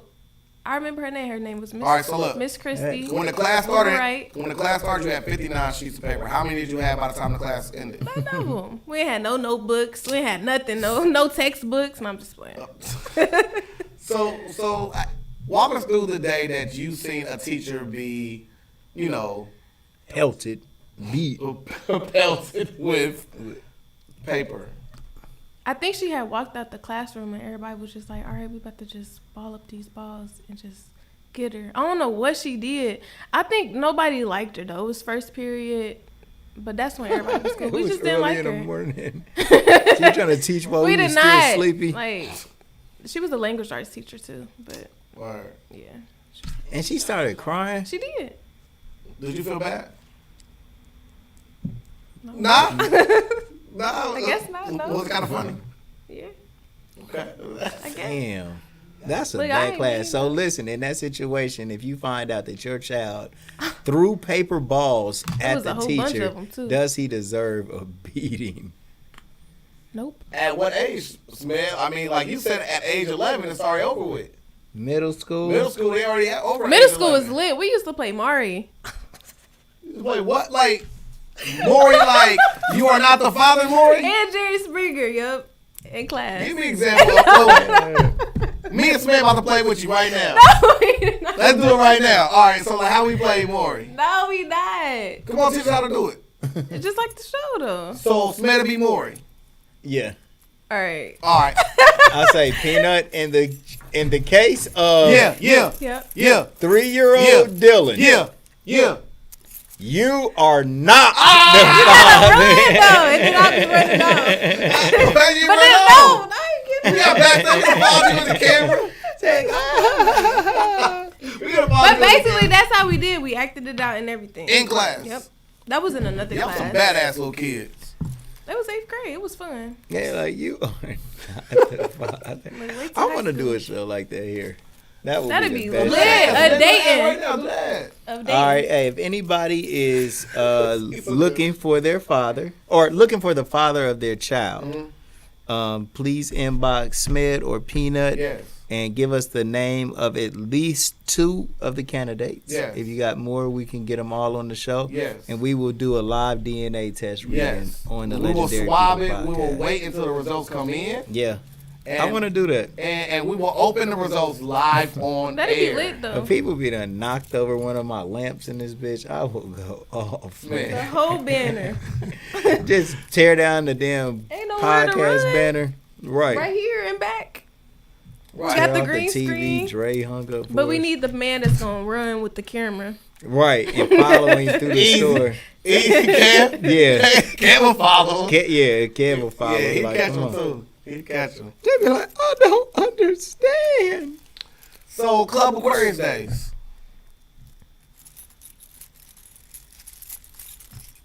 Aquarius. Where is that at? You remember Club Aquarius? Here? Oh, okay. Nah, because I used to live in Cincinnati too. So Yeah. It's in Cincinnati? Yeah, it's in Cincinnati. Wow. That's what, no, I don't think you're right. Yes, it was. Cause you also went I ain't go there. I ain't never been there. Because you also went to celebrities. Aaron Okay, Allen yeah. said he going 360. Happy 360, Aaron Allen. I know him. Yeah, what's up? Yeah, he checked in. He said he going to be the security when we do the I'm weak. Aaron, yes, sir. Aquarius. You got that, bro. Yeah. It ain't no Aquarius. It was a, because you don't even know that I used to live in Cincinnati. I did because of celebrity days. But you didn't know, though. I know celebrities in Cincinnati. Yeah. But how you jumping from that, though? We didn't even get to high school. I don't want to see your heart stop being like, wait a minute. So anyways, so what's something memorable besides y'all making fun of the teacher? I guess in 8th grade, I won a talent show. Talent show for singing? Yep. Did you, love? Mm-hmm. That is And amazing. then, what did you sing? Amanda Perez, God Sing Me an Angel. I did Amanda Perez Golds. Really? That's I'm what's going to up. pull it up right Get now. out of here. What a connection. Yep. So, wait. So, like, you went from being the shy girl to finally going on stage and singing. No, what was that like for okay, you? because the first time I ever sung in public, because I was in choir from 2nd grade to 8th grade, so they up there? Oh. You sung Amanda Perez. I've been to I did. Amanda Perez's house. Okay. That's my sis. What was I saying? I be getting distracted. Hold on. You were saying that Okay. before that you was already singing. Yeah, I sung my first solo like 4th grade, 6th grade, and then. That's her? Oh, that's her back in the day. That's way back. Let's see the grill. Go for your mouth, baby. Yeah. Yes, All day. Yes, Hey, you pulled that up Amanda quick. Perez, ain't that crazy? How you catch her at McDonald's? I didn't forget that was her. Well, no, she came to my store when I was on 3rd Street and got her mold done, and then I met her at McDonald's because she lives in Fort Wayne, Indiana, That's close. and to keep her from having to drive all the way back to my store, we just met in Lima, and I gave her a grill right there. Look at you. But then we later on, she was getting, I think I did her bottoms or something for her, but I went out to her house and she had a beautiful house, big boy swimming pool in her house. What's the song? God Sent Me an Angel. It's a beautiful Oh, song. God, send me an angel. Well, From the heaven above. There you go. Oh, Yes, sir. what? Yeah. that's hard. Yep. Amanda Perez, that's my sis. How'd you make that connection? She found me just on Google or something, and then came to my store. that's And when she came to Dayton, but this was like in probably maybe like Let's say 2000 and Let's say 07. oh 07, okay. What? I Yeah. You're very inquisitive. Yeah. So 07, but I think that this may have even been Earlier than that. and then we probably posted it, yeah, because later on I had submitted some music to she submitted some music for me to Arista, and they had a listening party for Lil Urban Blackjack, but they was a little bit too rough for him. Cause she's a singer, she's like a real singer and stuff. But Amanda is my sis like a mug, man. Love her, man. That's I'm my about to girl. look her up on Instagram. And you sung her song and won the talent show. So how did it feel winning a cool. talent show? It was cool. Were you comfortable on stage, like, for real? I mean, I just be like, all right, I guess I got to do this. So. Had you already sung in front of large crowds before? Yeah, since 2nd grade. So yeah, I was cool. And then I had to do a competition at Stivers, and I had won that too in 8th grade. But then I stopped doing it after when I got to high school. What was one of the reasons why you put it away? I think that's when I stopped doing piano too. My instructor had passed away, And then, cause I didn't get to start to do the, I didn't start doing the vocal classes yet, and that I really wanted to do that, but I could never find anybody else. But yeah, so I just stopped. So I just sing in the car now. Dang, love, you like a real singer though. She's an artist, man. Yeah. I mean, it's like true embodiment. Could you pick it back up right now and Yeah, we was still singing be pretty yesterday good? at the house, karaoke. How'd you do? I'm sorry. I really want a vocal coach I'm ready stuff. to get you in the studio right now, man. I can hold a note. That's about it. I am no singer. I can't do like the runs and how they be doing. I mean, nowadays, if you can hold a decent tune, they can do the little audio mixing to make you sound I'm like. gonna be a Ashanti. A lot of them use a lot of like vocal, you know what I mean, like stuff. Yeah, I'm retired. But it is still excellent that you was able to win first place in the talent show from singing. And you've been singing on stage by yourself since you was in the 2nd grade. Cause I was gonna do it in church when I used to go to church, but I didn't do it. I just did it at school. Word. It was cool. Okay, so now we're gonna wrap middle school into a bow, right? Know what I mean? So now we're transitioning to high school. Yep. What high school you go to? Meadowdale. The Dale. Hold on, wait. The Dale. The okay? Dale. We got 3 The Dale. The Dale alumni in here. But not, not the new Meadowdale. No, that don't even count. Feel me? Like, nah. Like, we talking about the one Yeah, in that old little brown little big brick building that sit right over there, and that people used to always pull in at lunchtime and then bring McDonald's to the all young. Look, that is something I also want to address on this podcast, right? Because they say that everybody knows somebody who has been, you know what I mean, in one of these relationships where they're with an older man, but nobody knows a pervert, right? When I was growing up, it was all the older dudes driving down there with McDonald's for all the little young girls down there. It was like a little regular, little customary thing. Yeah. And then everybody want to make fun of R. Kelly. I bet you a lot of y'all uncles and y'all cousins was pulling down there, messing with them little young girls down there. That's for sure. Probably. So, I mean, what's your stance on that, Smith? I mean, when I was in high school, it just seemed like all the best girls had an older dope boy boyfriend. Yeah. And she was out of their league, out of the people who went to school with her league. You know, for the most part, but you had a few of them that parents wouldn't tolerate that. But, I mean, the shit that they said R. Kelly was doing was inexcusable. Absolutely. You can't. I mean, I wasn't. Yeah. You know. What's your stance on that? Like, what do you mean? No. Somebody was asking me about R. Kelly the other day. Well, what was that conversation about? She said, "Did you cancel him?" I said, "I just like his music." Right. Is it okay to separate a artist from their art? Art. America does it all the time. Give me an example.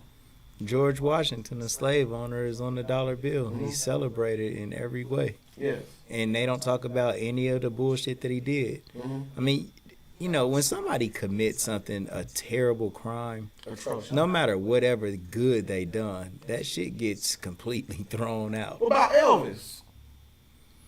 I mean, what, being racist? No.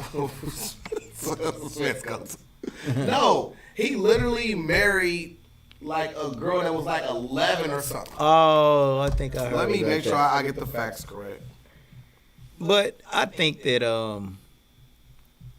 mean, I don't know, man. It some of the shit depends on what country you live in, though, right? Because some of these other countries, the legal age for marriage might be what, 14? He and that's the age. Elvis had a relationship with a woman when she was a girl when she was 14 years old. How old was he? How old was he? 57. He was 22 years old, messing with a 14-year-old. And people still celebrate Elvis. Nobody's taking his rock and roll holler. I'm not making a plea for R. Kelly by any stretch of imagination. I know when you, as a civilization, when you get older and we know better, we do better. If you knew better, you do better. Yeah. But if we're doing all this, then like, where does that stop? Where does that end? Is it just like from this moment forward, or is it just only reserved to black artists? Because I have another person that is so weird to me, is who the heck? Okay, well, Daria, let me ask you this: at what age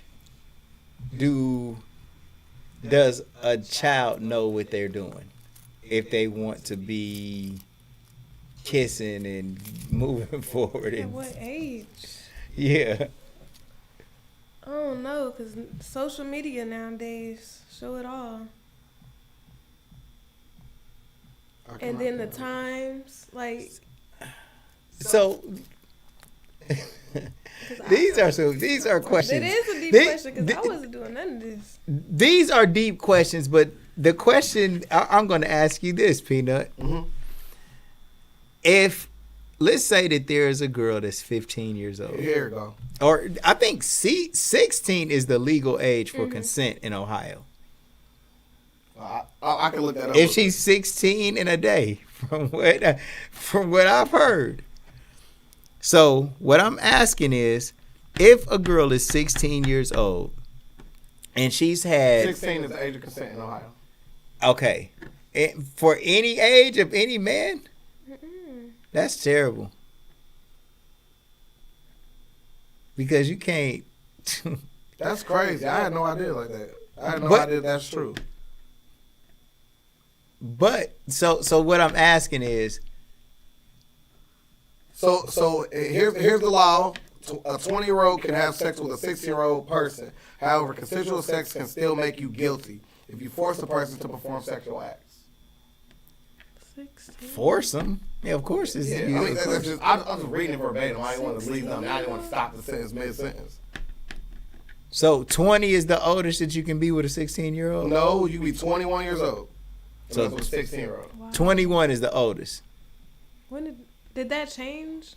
I'm just looking at what it said right here. I thought it was maybe like 18. That's what I thought it was. I thought it was That's like what I always 18. thought it was too. I thought you could be 18 So when it and turned be to with- 16? Huh? I said when they changed it to 16. Oh no, I'm saying I thought you could be like 18 years old and have a 16-year-old girlfriend and then you wouldn't get in trouble. Right. That makes sense though. But I didn't think you could be Not 21. 25 and have a no. 16-year-old girlfriend. No. Like that's not right. So here we go. What the law says. The law is quite clear, though it can be a little confusing. Generally, the law states that if you are 18 years old or older and engage in sexual conduct with someone who is less than 16 and older than 13, you are considered reckless. The person with whom you are having sex is not of consenting age. Therefore, you are in violation of the law in Ohio. This means that you have had unlawful sexual contact with someone who is not appropriate age or older, which is 16 in this case. If you do choose to have sex with a minor, it is considered a 4th-degree felony. Pedos. I'm just saying that to the people that's listening to that with like a notepad out. Mm-hmm.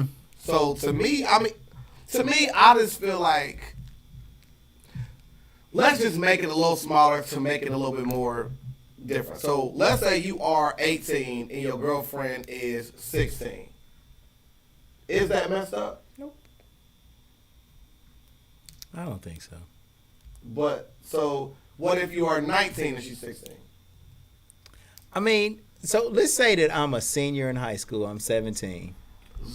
But a senior high school can be up to the age, like if you started too late. But I'm just saying, let's say that I'm a senior in high school and I'm 17. Okay. All right. You And dating a freshman. or a sophomore that's 15. Right? Then I turned 18 before she turned 16. Should you automatically have to break up with her? Should you not even start in that relationship? Wow. Should you just, or then she just gonna turn 16 when you 18? Y'all done been together for almost a year. So, that is weird. Yeah. I never thought of that. I never thought of that instance before. Yeah. Cause like when you, I mean, and then, well, hell, you could be 17 and a junior. Mm-hmm. Yes. That's what I was. You could be 17 and a junior and talking to a sophomore that's 15. Right. Whose birthday come on time. Yeah. Or if you might have failed When one you year in started school. late. Yeah. Based off your year of when you turned. Right. So with that being said, then you could be 18, 19. You could be what, 18 as a senior and she would still be 16. Y'all still at Meadowdale together? I mean, That's do you have to terrible. automatically have to break up at that point? That's a terrible like predicament to be in, man. Like I just remember back when I was in high school was when I was a freshman, the seniors looked like adults to me. Yeah. Like They I do. was there with Sir, you know Sir, the owner of the new A Ball and Wings. Yeah. He was always talking to everybody like that. My big cousin Michelle, she looked like A grown Janet woman. Jackson to me. You know what I'm saying? Like she was like Janet Jackson, Real Nation to me. They were like adults to me. So I cannot imagine them seeing me and saying, "Ooh, let me get some of that." You know what I mean? Love, do you think that a senior can date a freshman? Is that out of bounds? Yeah. Mentally, right? Please comment. Let's get in the comment section, please. I look don't this even up. want to answer. An answer truthfully and honestly. Well, it depends on mentality, but they young though, you know. So I don't. What a sophomore? I mean, what a senior need to talk to a freshman for? Should this be a part of the curriculum? Talking to the upperclassmen. A junior. Can a junior talk to a freshman? It happens all The end of Possibly. the end of the year. I did. Uh-oh. As a freshman, you talk to a junior, or you was the junior and you talked to a freshman. You was the older one. You look at you. Look. Wait. Oh, you was in that cradle. You was in that cradle. Wait. Look, y'all had talking. burpees sometimes? It's too much information All right, go. that I'm saying now. Nah. But no, okay. So I was a junior, but I was young though. Right. Because I didn't graduate till I was 17. I was a senior. Yeah. But when I was a junior, he was a freshman. But they played basketball. So, I mean. When I was a freshman, I had a junior girlfriend. Did. But, yeah. I thought I couldn't understand why she liked me, man, for nothing. She lied? Oh, Why wow. she liked me. Oh, I was like, she she is lied. way too good for me. I don't understand. She way too good for you, too? Listen, we're not For about sure. to talk about age. Age. Me, I always tend to date somebody that was like my same age or like 1 year older than me. Okay. So to me, I've never seen it. But like so I had a friend that I ain't gonna put his business out there, but he had a situation to where he had legal situations that like came along with it. So when he went to court for it, they actually ended up throwing it out because she lied about her age. But like they didn't go to the same school or nothing like that. So what I employ for you young boys out there, all you young kings out here, is to make sure.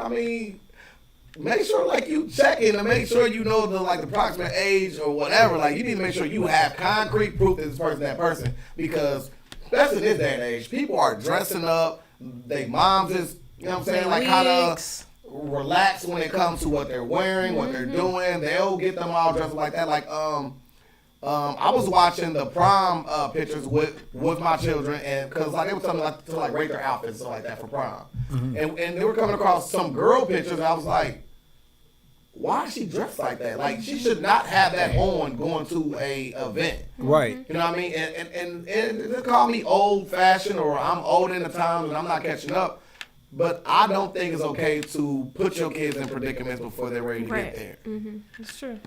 So like, what do you But say you to the can't parents? tell. look You so can't old tell these now. kids nothing. No. What do you say to the Man, I parents? tell my daughter how to dress all the time. All of them. All of them. And they don't listen. They got a beef with me when I'm trying to tell them, like, nah, that shit too revealing. I don't like that. I don't like They be it. wearing And belly I'm trying to shirts to tell them that it's, nah, but just like to the homecoming, to the prom. Right. If they're going out somewhere, I tell my daughter this all the time. And she thinks that I am being extra. But I'm not. I'm not. I mean, because It's not age appropriate. it's not age appropriate, What are- and they're attracting the wrong type of attention to me. Like they don't understand. Like I don't know. I think that they should understand what guys are going to be interested in when they see you revealing too much of your body. They gonna want sex from you. You know what I'm saying? Some of them ain't talking that though. Yeah, like, that's gonna be the first part about it. It's a fairy tale theory. Like, I think it goes back to our education system, right? We all got this individualized education system where we feel that we're the most important thing in the world, and our test is more important than this. So it's not even like a whole group thing. So we grow up this individualized thing. So we think we're unique. We are this. We are that. Yes, we are to a certain respect. So we grow up with this ideology that I'm important. This person wouldn't treat me like that. I'm more important than her. I'm better than her. He should choose me over her. So when he finally gives you that attention, you feel that want it. Yeah, like it is warranted because what you feel you are. He's looking at you as what he sees. Like he sees this. He doesn't know your inner workings. He don't know what your goals, your drives, your ambitions. He doesn't even care. If the first thing he sees is that. We all say that. But it don't even take a lot of skin for a man to be attracted to a woman. Not at all, bro. You don't gotta see. I done seen one of them Arabic chicks that only got their eyeballs. I'm like, man, what's under there? Right. What's under there? Right. Oh, respectfully though. But I mean, sometimes less is more, man. You know. Yeah. I'm gonna get on this weird thing of age of consent. Age of consent. That's gonna be in his Google search history. Man, why you make me do that, man? No, Peanut. Man, I'm getting a new phone, man. Just be careful for a couple of weeks, man. Yeah, man. So you gotta go pick son up from high school. They gonna be telling you get pulled over. They gonna search your phone. Man, you on your own. I mean, I said Smith. J. Cutler, you on your own, man. So, back to high school. What is one of your fondest memories from high school? So many. Okay. Give us a good, bad, and ugly one.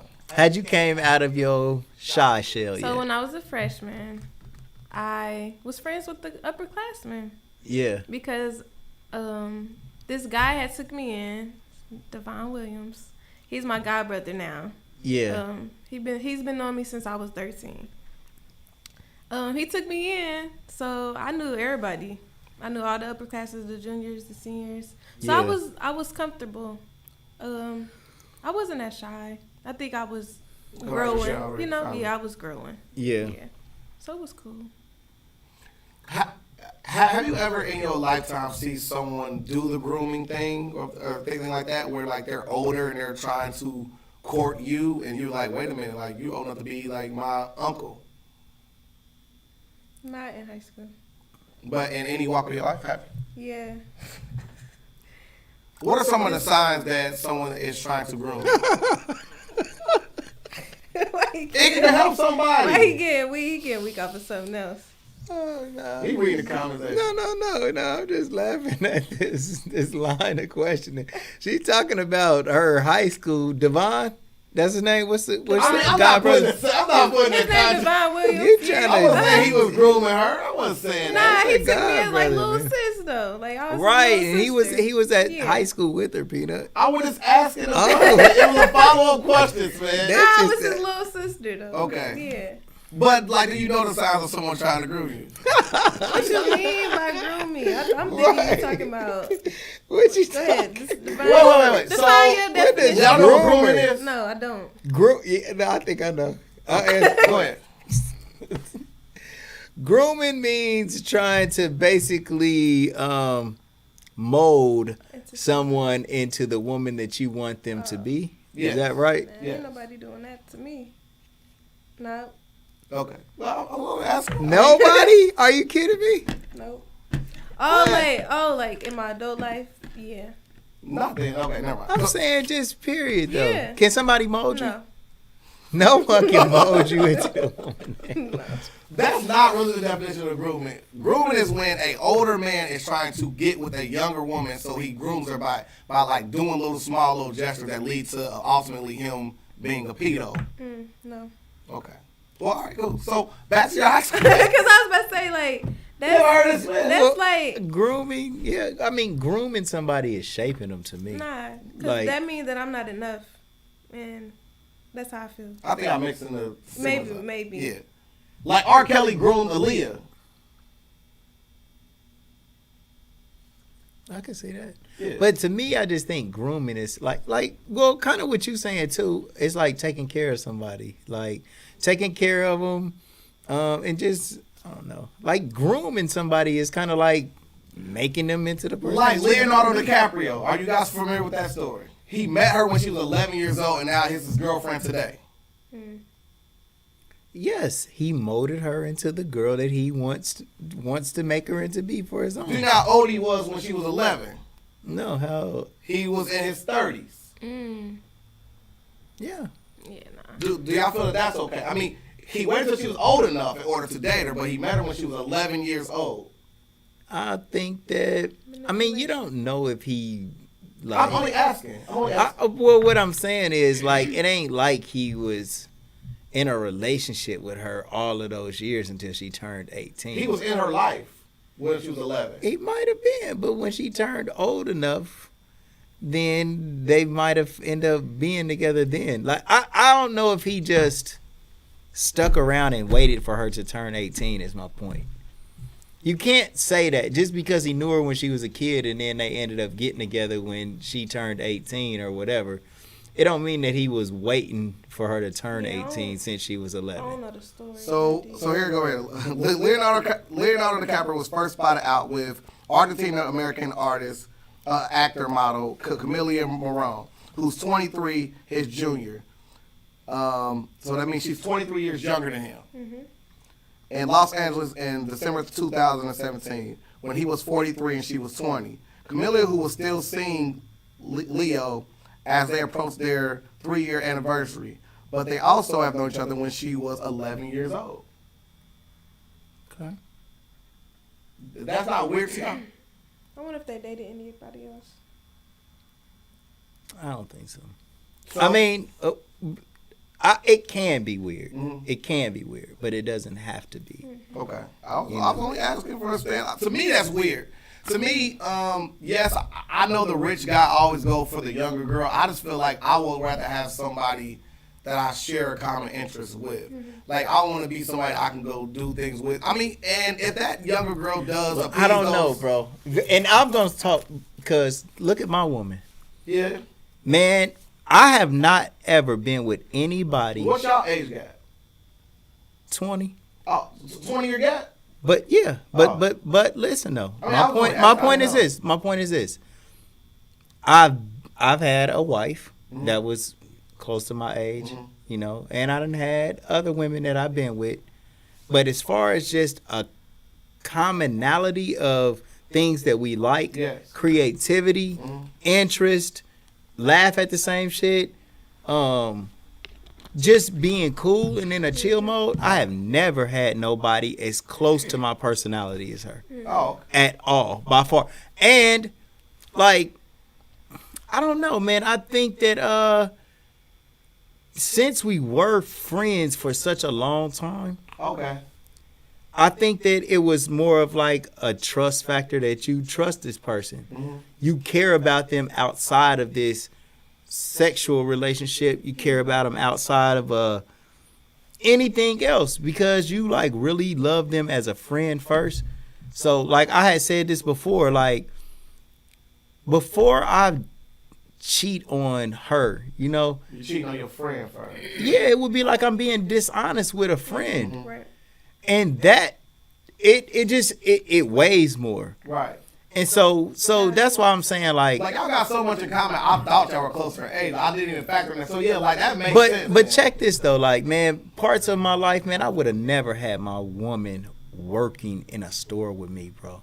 Like ever. Like I don't want her nowhere around this my domain. If it ain't no telling what I might be on, right?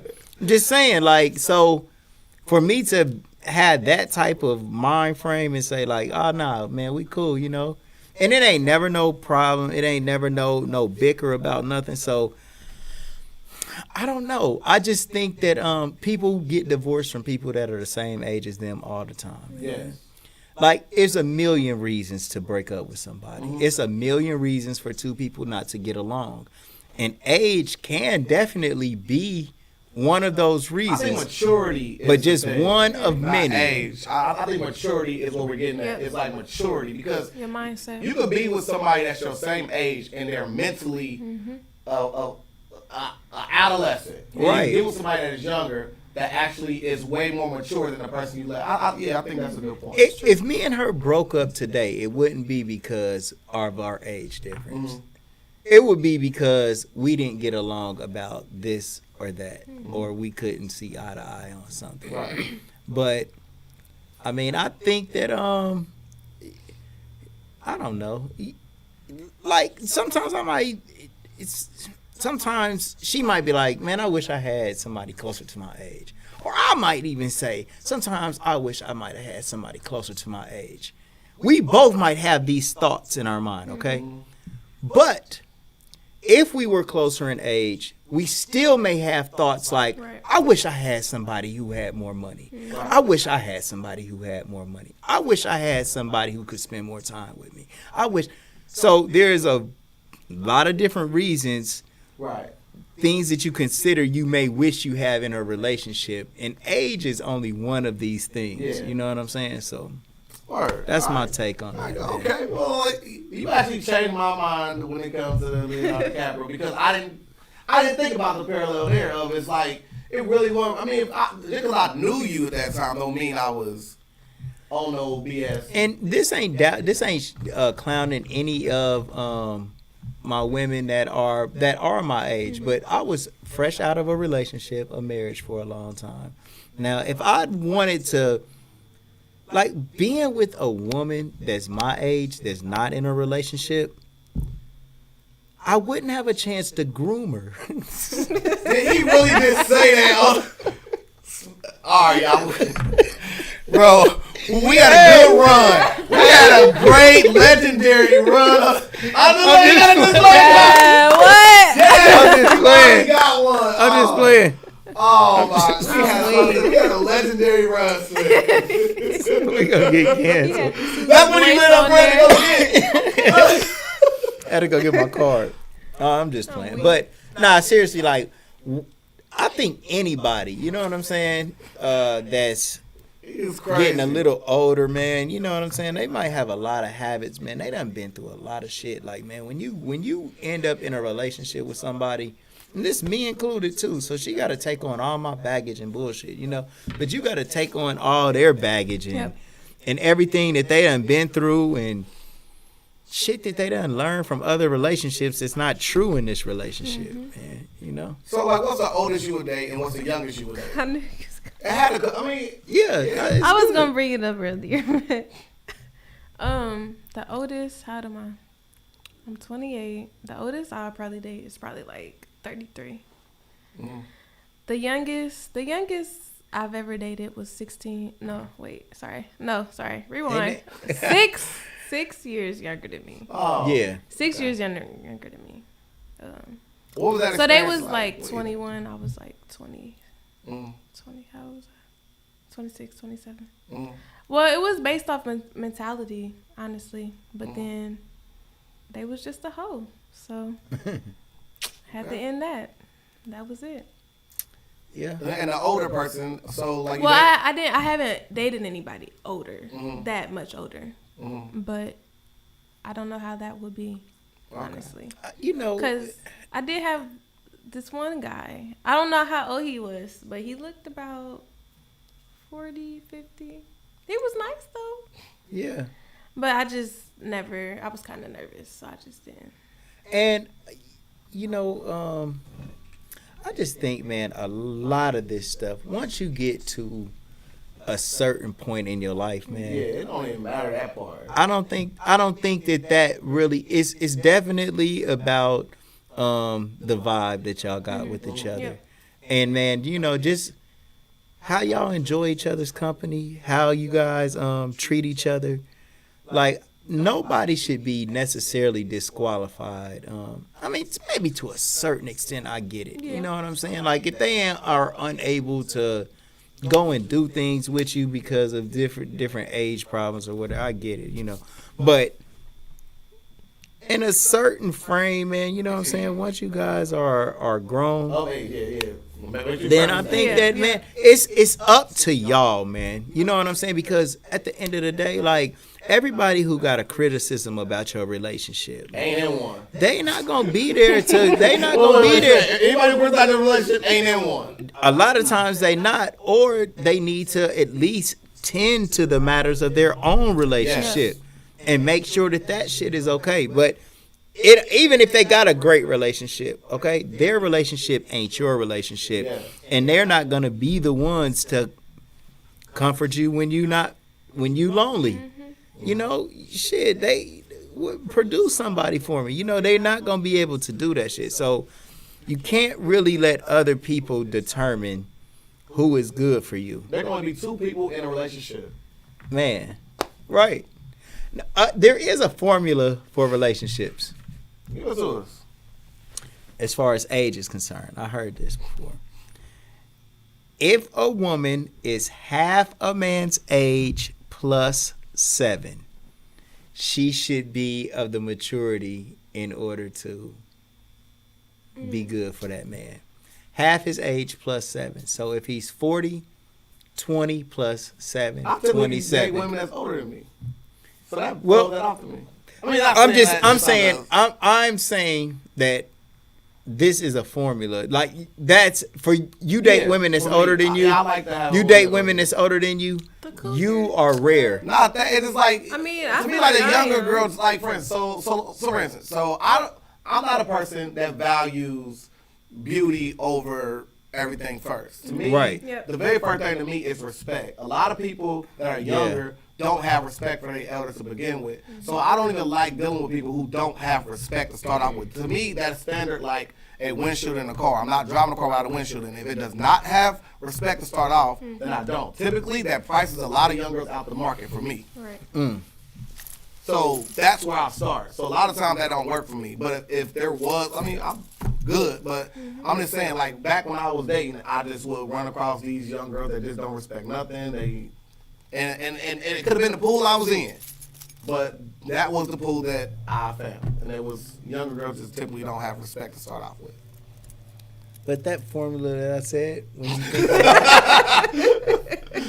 where's respect in that, Smith? Where's the respect? I'm saying if we're just talking about like what maturity and age brings to a relationship, if you're trying to figure out whether someone is too young for you or not, you could use that formula to see if this would work for you. But so for you would say if you are half a woman's age plus 7. So if you're dating, if you're dating a woman that's 50, you say 25 plus 7. Don't go that far. 25 plus 7, you need to be at least 32, Peanut, in order to date a 50-year-old, and you'll be Gucci. And in love for you, it seems to me that you like younger men. So if this man is half your age plus 7, then he's good for you. So you 21 is the youngest. So mine will be 25. Half your age plus 7. Yeah. 25. Okay. So what? 36. Yep. 36 plus 7, 25. It sound about right when you do all the equations and all that shit. These numbers.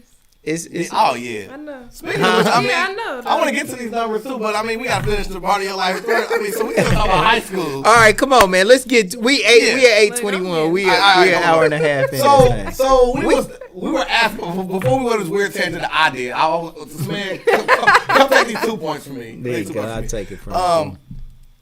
Good takeaway, bad takeaway, and ugly experience from high school.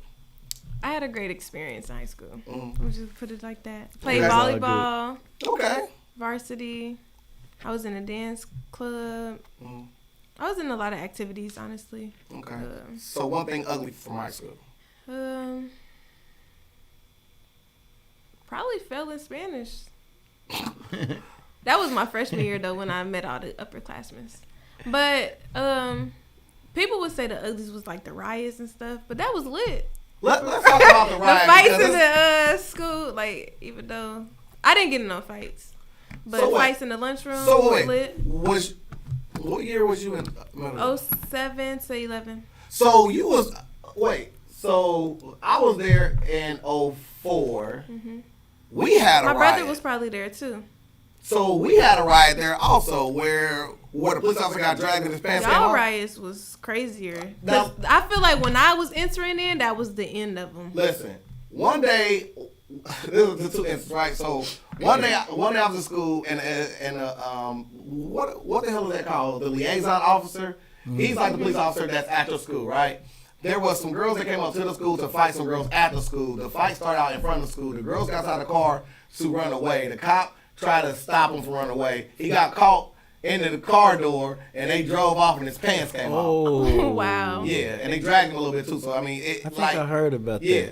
So, like that's one of the problem things that happened. One of the other things that happened was I caused a riot at school twice. What was you doing? One of the riots I caused at Meadowdale was because literally we used to freestyle rap and battle every single lunch period. Yeah. So, like, we would be in there battle rapping, and then we would just skip. So we would skip, and everybody that liked our stuff would stay there and skip too, right? So I ended up getting in trouble because I was the upperclassman, and you know, I was the nicest. Okay, say that I was the nicest, right? So Miss Peavy House brought me in, and she made a deal I couldn't refuse. She told me that if I waited till after the proficiency test, did not rap, even in my own lunch, no, she said you can rap at your lunch period, but after your lunch period is done, y'all got to go to class. If you do that, I'll let you rap in front of the whole school. I said, bet. Okay. So me, Dame the Great, Exquisite, DJ All City, and who was the last person? Clay. What the heck is his name?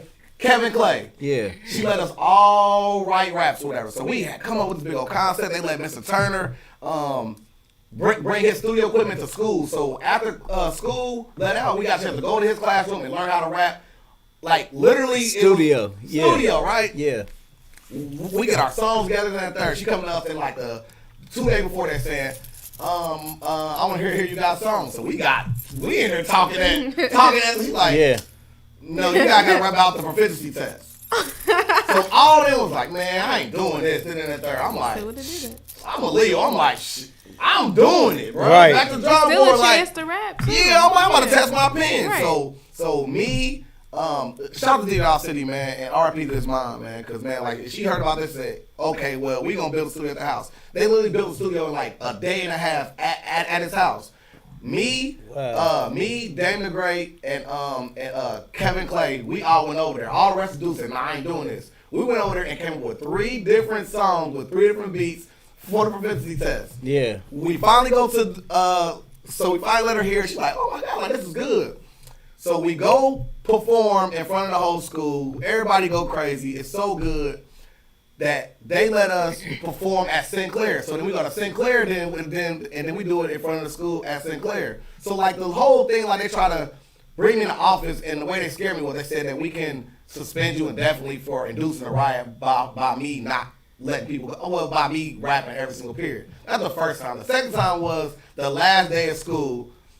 Shout out to Brandon Enos, right? So D-Dall City had his own studio, so I made a diss song against him. But I used to make fun of him because the way he rapped, he had like a speech impediment. So I made fun of him by acting like I was him on the song, and I used to like make fun of his voice. I'm like, yeah, it's your boy Brandon Enos, right? So I made this little skit on the album. I'm like, you know my name, Brandon Enos, stroking genius. My sister's the first one to suck your penis, and drop, right? So it dropped while I'm at like senior ditch day at the school. I said that on a CD. D-Dall City dropped the CD while I'm on senior ditch day. So he run around the whole school act like he looking for me. So that caused a riot at school. So I come back to school like, how you thought he looking for me? It's senior like this day. But make me and him cool down and everything. Right? So, but then, let me tell you another funny little thing though. The second time I ever been on the news was this time, right? I'm on my way to school. I'm late for school. I get to school and everybody outside. I'm like, what the hell everybody outside for, right? So I'm walking up, and the news walk up like, hey, you hear what happened? I'm like, yeah. Like, I don't even know what's going on. They was like, so, like, what was it? Like, was it a gun go off? Or then the third, I'm like, I don't know, man. I just heard a loud explosion. They put me on the news like I heard something. I literally was late to school that day. My mom was like, why you in school when I dropped you off? Swear to God. So you the one that started all the riots. Yeah. Wow. So the butterfly effect was y'all having riots after me. So like, nah, they had like people was stabbing people and. Damn. Yeah. Man, don't put that on me, man. Love, somebody got stabbed. Yes, my like freshman year. Yeah, I don't even know who. The police was out there and everything. Smith, don't put that on me, bro. Nah. But I feel like that was the end of it, though. Then we just had fights in high school, and it was just normal stuff. Okay. That's about it. So after high school, you know, so like when did you get into the arts?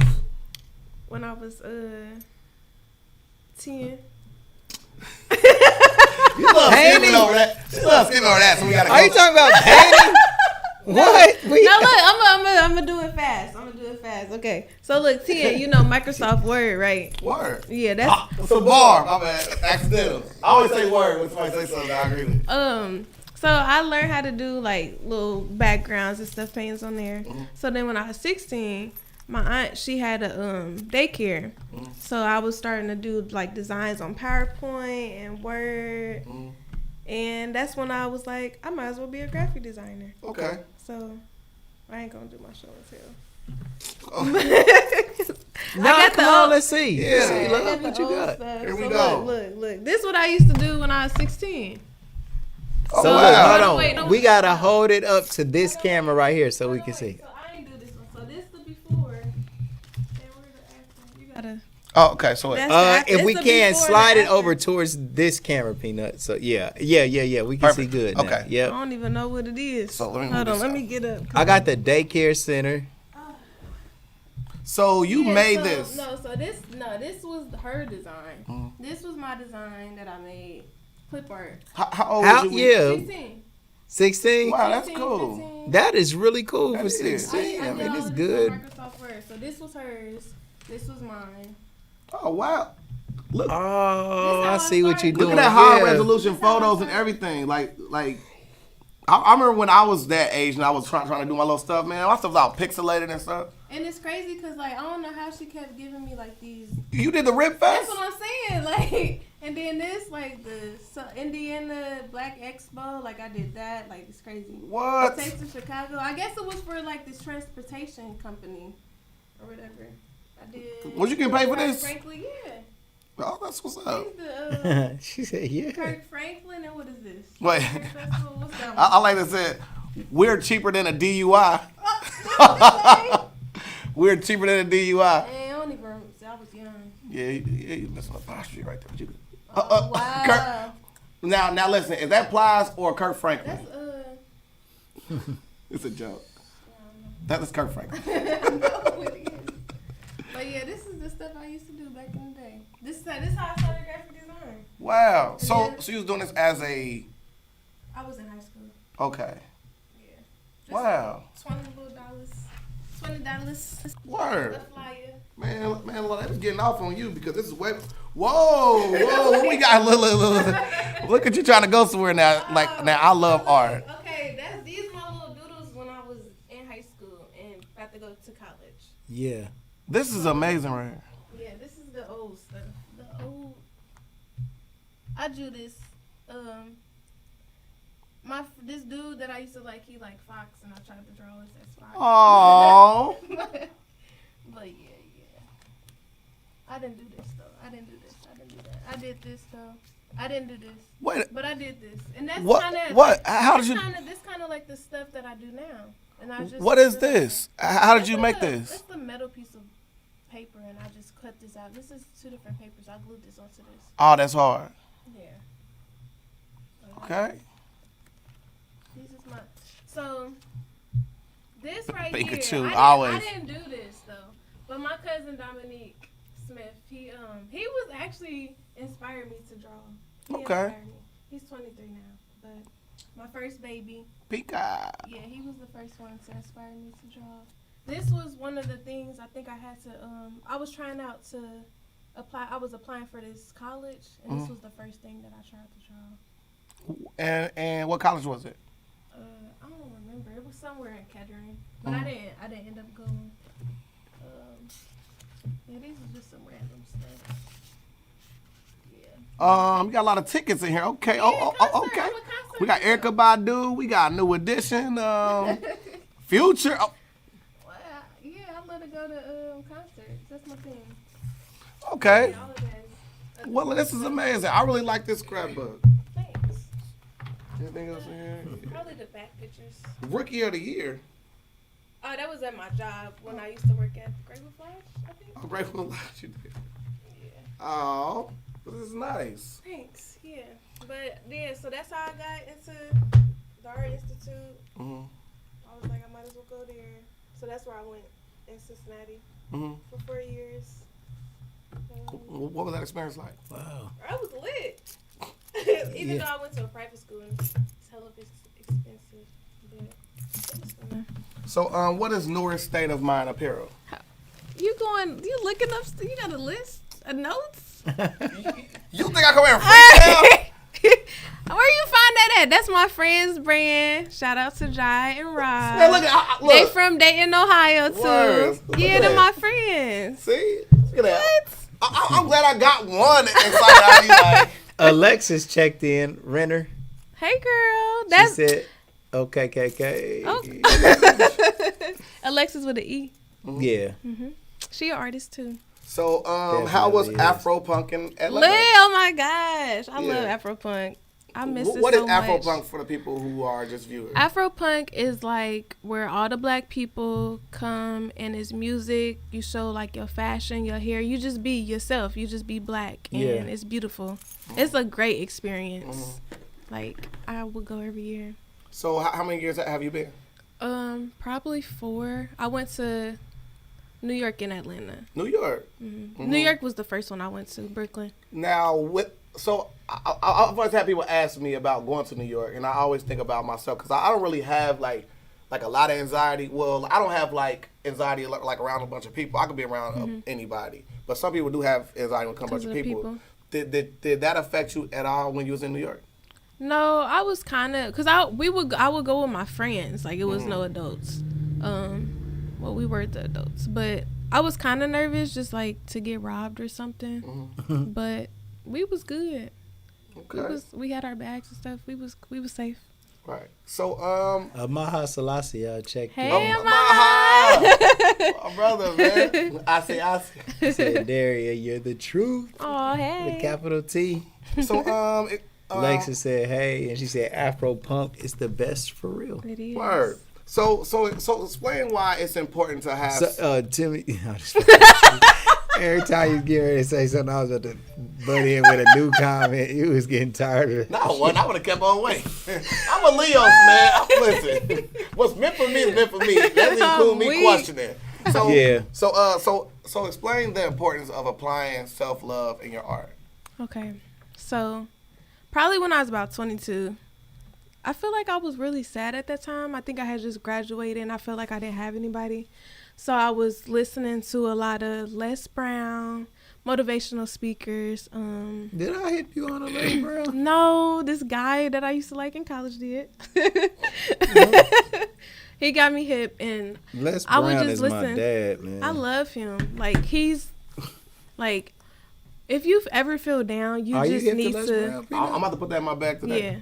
Man, like, Les Brown is the who else best did I used dude to in the listen world, to? man. Infinite Waters. Infinite Waters. What is his name? I can see it. Ralph Smart. Ralph Smart. Motivational. Yep. But very spiritual. Yeah. I got a good one for you. Who? Dr. Napoleon Hill. I have to look. Real truth. Napoleon. But. Real truth, man. Dude got it. He got a whole plan for you that you will love. Oh wow. I needed the self-love. I needed to pour in myself. I'm just like ain't nobody. I feel like I ain't had nobody like no friends, no family or nothing. So I'm just like I need to uplift myself in ways that's positive. And then let me go back to the painting. Because I learned how to paint on my own. I was self-taught, basically. I had all this paint, and I didn't it was part of my tuition. So I'm like, I'm not about to waste that because I paid for it. Right. So I was just like, I might as well learn how to paint. So I started learning how to paint, like all of that stuff in high school and college. And then I just was like, I kind of want a style. Like when you look at artists, they have styles. Yes. And I kind of was focused on having a style. But I eventually came up with it. So I just wanted to write messages to myself. Wow. So I would do dear self and just talk to myself in paintings. Like I even got tattoos. Like this one says, dear self, keep growing. So I just need these messages. And then my friend Cherie Purdue, she was like, you need to make a website and start selling your art. Because I'm like, I'm not about to do that. I feel terrible now about Why? something I did in the past. What? So one day I went to pay what I was that person where I'm going to get a tattoo. I get 2 tattoos at a time, right? So there's one time I was going to get 1 tattoo. So I was like, well, I'll take somebody with me and I'll pay for their tattoo. And I took them out there to get a tattoo. I said, you get whatever tattoo you want. Whatever you want. You get whatever you want, right? I get my tattoo done and they get tatted on them Just Breathe. And I was pissed off. Why? Like, why would you just tattoo Just Breathe? It's like it's a natural thing that's going to occur. But I didn't think about the whole I was about to get that tatted on me too. I was going to get breathed on me. Smith, take this point from me right now. I was. You told them not to get something that was I didn't tell them important not to them. I But allowed you them didn't to get know. it. I paid for it, but I was like, you just got Just Breathe tattooed on you. Like, I thought it was gonna get something. Like, man, if I tell You wanted them to get some shit like Rolling 60 Crips or facts. or- No. or- I mean, or like gang Smith, shit. That's all I'm on. Smith, if I give you a golden ticket to Willy Wonka's, don't go in there and just get like one piece of candy and walk out. I just felt like. Buy the whole store. Yeah, but less is more for them. And they But you didn't wanted know. Just Yeah, breathe. exactly. Wait, see that? I didn't know. I didn't know it was a meaning to it. It's I like Right, there you go. Like There an you go. anxiety, like Right. like it's a pause. You know, once they see it, they can pause and actually do it because their mind is so busy of overthinking and stuff There like you that. go. You know, Yeah. so that's probably why they got it. You just didn't like me. Like I Yeah. said, I was like, wait. Yeah, now Because it's I'm me. keep going right here on my wrist. Yeah, I had to pause the story to say I apologize. I apologize to you for the tattoo I paid for you. I still ain't buying you no more though. But yeah, so when I connect with people, when they see my art, I really appreciate it because we all go through the same things. We just different people. We go through the same things, and we all need these messages to uplift us, to keep us going. Absolutely. Because it's hard, for real. So, do you believe in chakra therapy? Yeah. Wait. I actually don't know what that is, but I do know what the chakras are. So, like, chakra therapy is where, like, they, the common term is I need to get my chakras realigned. They go to a practitioner. What they do? Where they use different stones to Okay. align with their back to kind of get their chakra back realigned. And to me, like, I've seen that before. I wear crystals, but I have never done that. yeah. I mean, to me, like, there is some scientific base to it. Like, if people want to say, you know, I don't believe you just put no rock on me and it's going to do something like that. Well, they never heard of piezoelectricity. That is actually where a diamond, if you shine a light through a diamond or you put a certain amount of pressure on a diamond, it actually emits electricity. That is a known fact. So why would you think that other minerals does not do that? So they were like, man, I'm about I ain't to, no pills a nerd. I'm about to book an appointment. Well, also be careful who you go to. Oh, yeah, because, of course. Somebody who was watching our podcast was saying about one of our previous guests that was a spiritual person. They were saying that they wouldn't go to that person based off their actions on the podcast. They said that's a person who doesn't have their chakras aligned, so there's no way that they can help you. So just, you know, practice a little bit of air caution when it comes to that. Now, Smith, this is your topic really, really quick, which is numerology when it comes to life path number. We all know ours on the podcast. Mine is 9. Smith, yours is 1. And yours is 6. Yours is 33.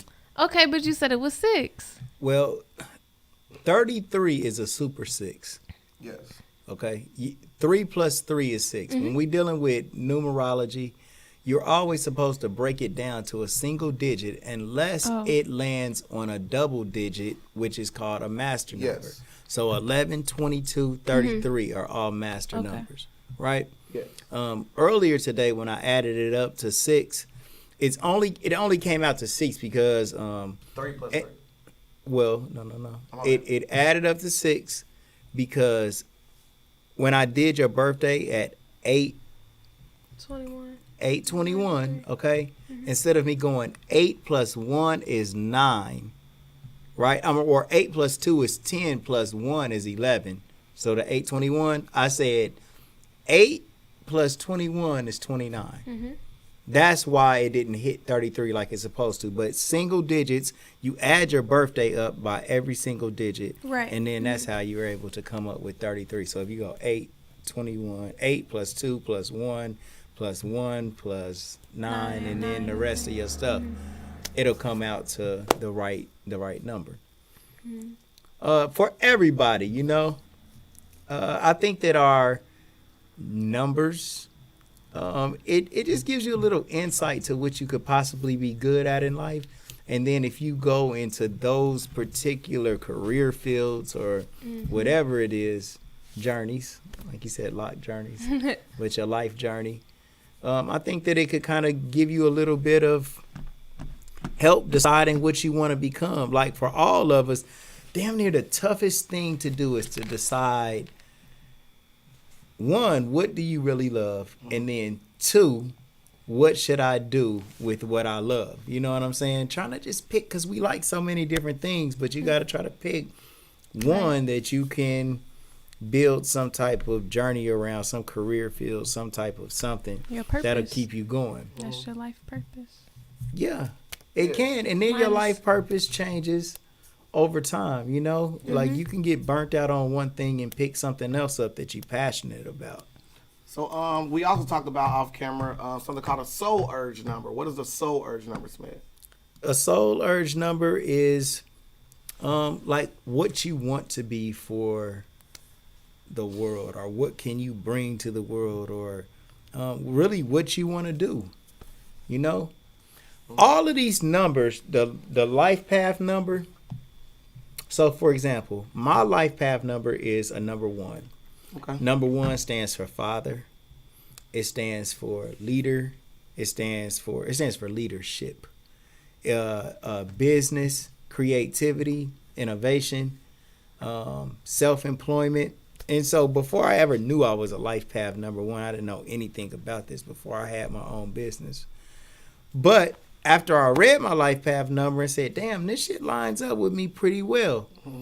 For everybody that's watching right now, like, subscribe, ring the bell notification, comment your birthday below, and I'll figure out your life path number right now and tell you what it means, or give you a link where you could look up what your life path number means. So, you know, YouTube, Facebook. That was giving me a Cleo moment. Yeah, I'm about to Call say, me now. Call me now. Definitely. But but the thing about your life path number, right? It's not necessarily what you do well, but it's kind of like it's your journey to be well. Like, for instance, me as a business owner, okay? My life path number is number 1. Dude, that's a business owner. But it's for me to learn how to be a good business owner. It's for me to learn how to lead. So it doesn't mean that I'm actually naturally equipped with the tools to be a leader. It's like the Most High puts me in a position to lead. Right. He say, be a leader, nigga. Ain't nobody following you. Figure it out. Figure out how to make people follow what you want. And that seems like that's always where I'm at, damn near. Trying to get somebody to just understand my plan with Ohio Kings, my basketball program. You know, I did it good for a while, but then after a while, it kind of fell apart, you know. Trying to get the employees in here to do the things that I want them to do with precision and the right mindset, and talking to customers the way that I want them to talk to customers. So, man, all of these things are, though it is my life path, it is the practice of being good at this path. And for whatever comes next, because your life path as a humanitarian, as a number 33, we got one person, Amy. Reading it.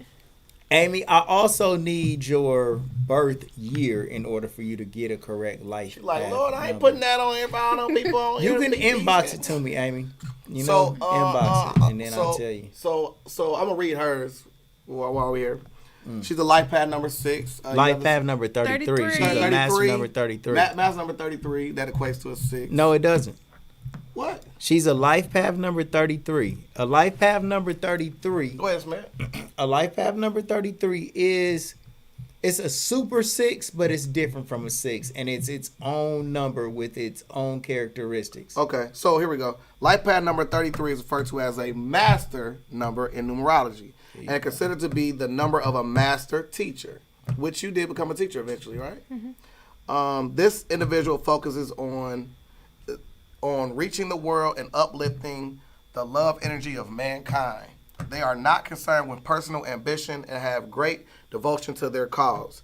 A birth date that reduces down to 33 is very rare. When it does happen, you may be looking at a great and significant spiritual leader along the lines of, who is that? The Dalai Lama. The Dalai Lama. Are you nervous? No. Right. No, I was thinking about llamas. Never mind. Or Gandhi, because Dalai Lama was a 33 and Gandhi was a 22. The life path number 9. Remember that 33 is the higher double digits vibration of life path number 6, and a very nurturing and responsible number.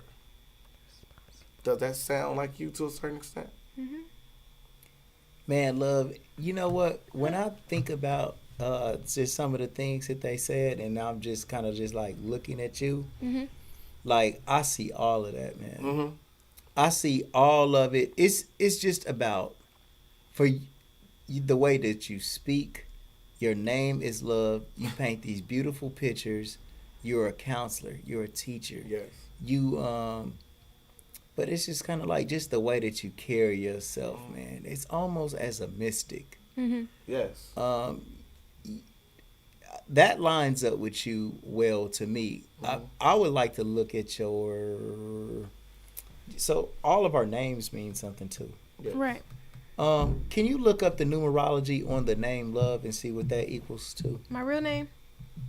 No. Or love? No. I want to know what the numerical value of the word love is. Oh.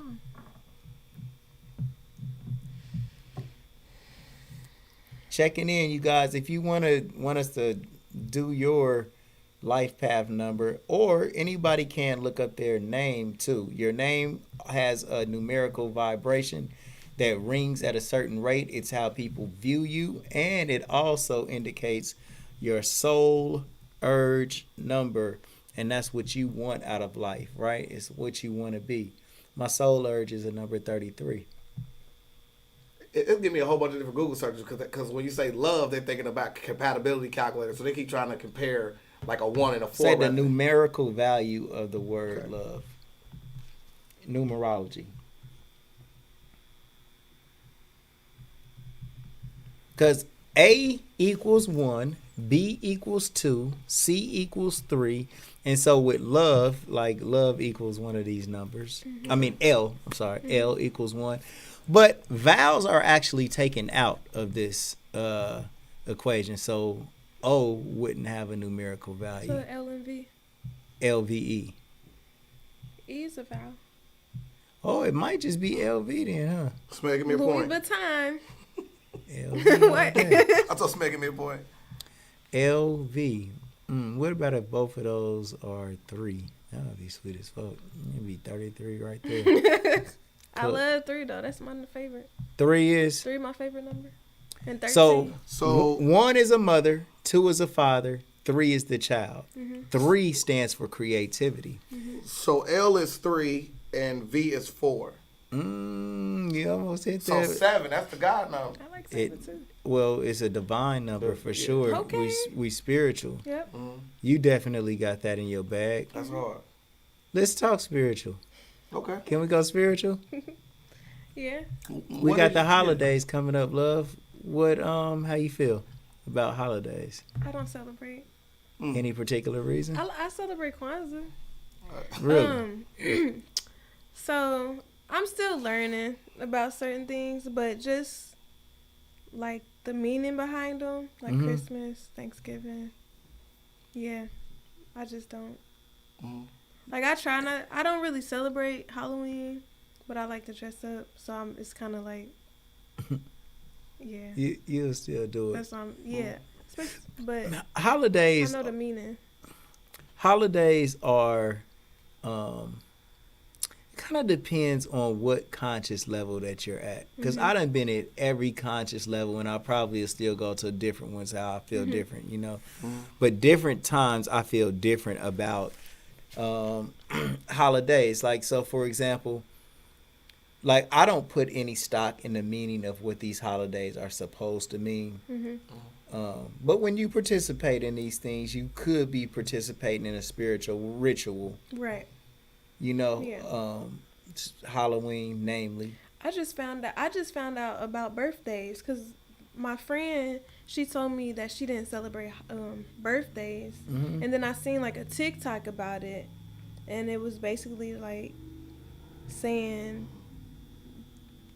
something not about society, but basically like having that mentality that we're getting old, but we're not infinity, like we're for life, like we live forever. Yeah. You know, so it's not like we're getting old and we're just gonna die. Like we're gonna come back and rebirth. You know? Right. So that's what I had seen, because I never understood why she didn't celebrate her birthday. Right. Oh, right.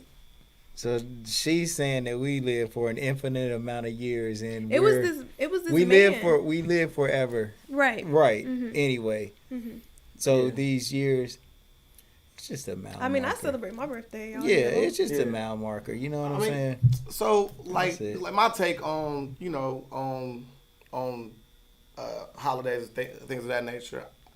I think people that haven't graduated to that thought process that where you are, I mean, you know what I'm saying? I still have, grace for those people that haven't graduated to that part. So a part of me still entertains it, just some fact of like the gift giving ceremonies that go along with Christmas, with birthdays. It's kind of a way of showing your affection. Plus, I mean, it's a capitalist dumbass situation. Like even when it comes to like marriages, right? Like the whole thing of a diamond lasts forever, that came out of a marketing strategy. It wasn't even something that was implemented. You know what I mean? Like it was so for us to start trying to unpack that, you gotta start way earlier than where you're doing with stuff, especially with us having kids at this point. You know what I'm saying? I have a son that's been getting birthdays and Christmases for his whole entire life up to this point. Right. You know what I mean? Exactly. And it's like the whole act of gift giving, to me, it seems harmless, but if it is like things that, like you said, like the Halloween things and things of that nature, those things that are more like, playing around with spirits and things of that nature, which we know you shouldn't be playing around with spirits. I mean, words are spelled for a reason. Right. You know what I mean? If you wake up every day and say, man, today gonna be some BS, your day is gonna be some BS. If you wake up and say, man, today gonna be a great day, people tend to get what they want in life. You know what I mean? So people that haven't graduated to that thought process, I tend to give them a little more grace, and I kind of baby them a little bit. You know what I mean? Because to me, would I like to not celebrate Christmas and keep these racks in my right. Of course I would love to, but it's a whole act of giving and things like that, which I know is a marketing strategy. Well, I think that you could approach it and like change it into something that could be positive. Just like the whole no. I'm saying like the whole act of just sacrifice, man. If you saying like, look, I'm sacrificing a little bit of my happiness for someone else, or if you take it as like you just giving alms, then I think that it could be all right. The problem with gift giving, man, is it becomes a game of con, man. Like, the Bible says beware of the gift giver. And the Bible, while it has, man, all kind of atrocities and it's got all kind of contradictions in it. And it's not all right, but it definitely has profound wisdom in the Bible. And if you let's take Proverbs for example. the Proverbs, the book of Proverbs, man, has a lot of wise things in there, and if you apply them to your life, you will be better, you know. Yeah. And so I guess I'm saying all of that to say about the gift giving thing, like, beware of somebody that gives you gifts. Just because most of the time there's a con going behind it. Just like, let's take jail, for example. Oh, yeah. You know, we heard the stories about when people giving you stuff. As soon as you come to jail, they got some honey buns and all this other stuff for you. They're setting you up for something else later, you know? Mm-hmm. And so I think with Christmas and keep trying to just prove to somebody you love them all the time with fucking gifts, it gets exhausting. Every other month, we got a new gift giving celebration to prove our love to people. And as soon as you miss one, you know, they forgot about the other shit that you do for them all throughout the year. Mm-hmm.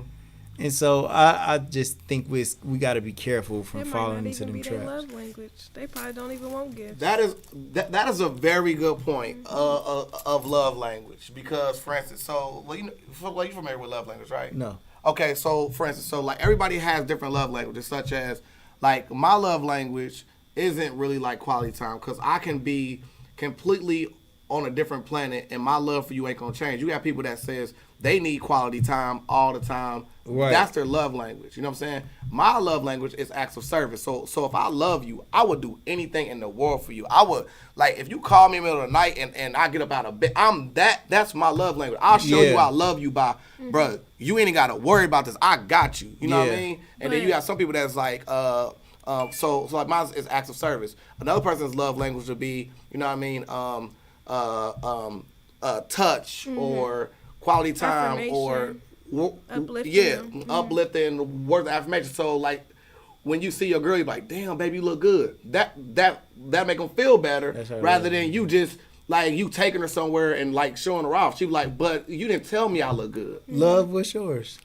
So it's 5 of them, right? So mine is quality time and what's the affirmation, and then I think it's acts of service. Physical touch is at the lowest, and then what's the other one? What? Gifts. Yeah. So it's an order. You have to take the quiz, and it's an order. But like, so somebody would show me love if they were like spending time with me or like communicating with me, saying like, oh, like you did good or stuff like that, like praise and stuff. Like, that's what I need. Like, I don't need you to buy me gifts because I don't like material things. You don't really need to be on me because I don't even want you to touch me. But it depends, though. Like, I love, like, affection and stuff. But, you know, but it just depends. You know, that's how you can know how to love. And that's kind of like in, like, parenting, too. Yes. Like, and it's different because in my parenting, I kind of need the touch, like the affection, you know, and I don't get that. So it just depends. Like I like doing acts of service, but I don't like doing it for me. I can do anything for myself. Like mine is more, I don't even know what mine is. Like mine really, I don't know, man. Do you think people give love the way that they need it? Yeah. They do. They give love the way that they need it. So, like, I don't agree, because I'm a person, like I said, like, I'm acts of service, but I don't want somebody that's doing everything for me. Like, I would do everything for you, but you ain't got to do, I ain't saying you ain't got to do nothing for me, but you really ain't got to do nothing for me. I'm really like a self, you know, well-oiled machine. What is your love language? What do you want? Man, I don't know. Wait, I seen a TikTok about that, though. I really don't. I really need to figure that out, because mine ain't really like, touch. I don't like, sometimes it's cool, but sometimes like, nah, it's not today. Sometimes it's not really like gift giving and stuff like that. Like gifts is cool and all like that, but it don't make you feel like you love me. I don't feel like you just telling me like, damn baby, you look good. I'm like, that, all right, cool. Like, I don't know, man. I think I need to study this myself. Yeah. Cause I never believe compliments that people give me at all. I can't. No. I love giving compliments. That's how that's the start. I give it that's freely. how I talk. Yeah. Like to people. Like when people give, I wonder if the compliment, I believe that they are saying I believe they're telling me what they really think. Mm-hmm. But then I basically think whether their compliment is true. Right. Maybe that's something to do within yourself, you think? Definitely. Like, well, do you feel inferior to a certain extent? Like not like such as yourself, not how you view yourself, but the thing that like they compliment people, you on. Yeah, I think people hype me up too fucking much all the time. But like all the shit that they like, I'm just saying, like, it's because I might put in work, but man, like, people got a different perception. How I think people perceive me by the way people talk to me all the time is just too much, and I'm like, it ain't even that. Like, I feel you though. I feel what you're saying, because people be like, "Oh, I see you doing your thing." I'm like, I ain't did nothing. I ain't did nothing in 2 weeks, and you like, feel me? Yeah, I get you. It's kind of like, I'm like, come on, bro. It's kind of awkward. It's kind of like putting a jacket on that's too big for you. But then it's like, it's just it's they don't know my ambitions. They don't know what I'm trying to get accomplished. So for you to tell me, like, are you doing it? Yeah, like, it's like I'm working right now, my nigga. What I'm doing. Michael Wright was doing the same thing when we was in here. Like, man, and he wasn't trying to say that he ain't successful, but he just continued to tell us, like, man, I'm just still working, though. I'm just still working. I'm just still working. And I was just Carl last night. Yeah, he ready to drop a new project. I'm working on something else right now. Nothing that I've done in the past, man, I don't know if it matters anymore. It's good that I had done those things. I mean, it matters to my experience and maybe to my credibility.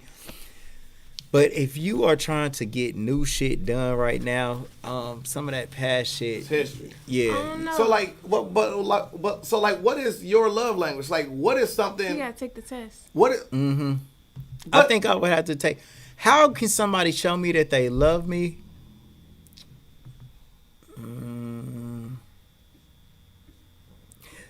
It would just have to be. I would have to hear the sound of their voice. Affirmation. Yeah. So. Well, when they, like my daughter and my son,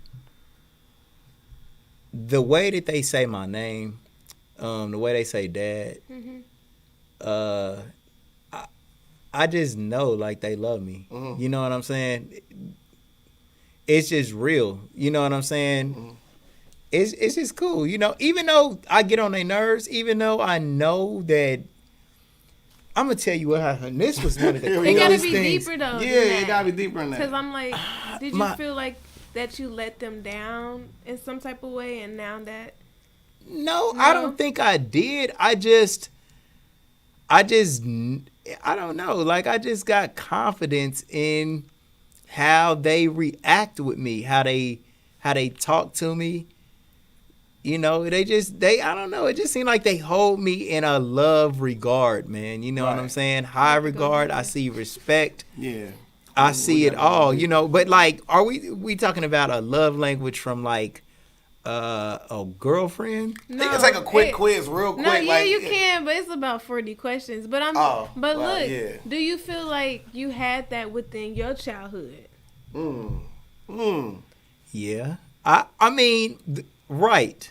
Wow. So, so maybe now that you say that, like, one way that I always felt like my mom loved me was the way that she said my name. I used to say that all the time. It's a way that she just, like, how she just talks to me. I can just feel the transfer of love there. You know what I'm saying? But like you said, I don't know if I don't really want anybody to do anything for me, because it's almost my job to do for everybody. Yeah. It's like that's really my job on this team, to, you know, be the provider. What else? What's the other ones? Affirmation. So like that kind of positive word affirmation, such as, you know, dad, you know what I mean? Like, it puts you in a hierarchy of, like it seats you properly where you know you are in their life. I don't necessarily want compliments like as far as affirmation that you are so good, you are. But sometimes, like my son has said stuff to me like, "Man, you are the coolest dad in the world." Like, You bro, have my to dad believe is it, so though. cool. I think you do. I do believe that. Yeah. I do from Yeah. coming from him because he's got skin in the game. He's been around long enough. He for him to say that fall to and me, he stumble, being you know? real. Right. He ain't trying to get nothing from me. Maybe it's quality time intertwined with that because like he spent that time with him. So the positive words of affirmation come from somebody who spent quality time with you. It wraps it in that beautiful bow for you. Kind of, but so somebody who don't know you like that, who ain't spent that quality time with you, can't really say that to you to affect you because they haven't put the time in. Or like, well, you. for example, with my woman, like, man, if somebody is my woman or my woman, like, just spending, like, us just chilling, just alone, we just watching our movies and just talking about business and.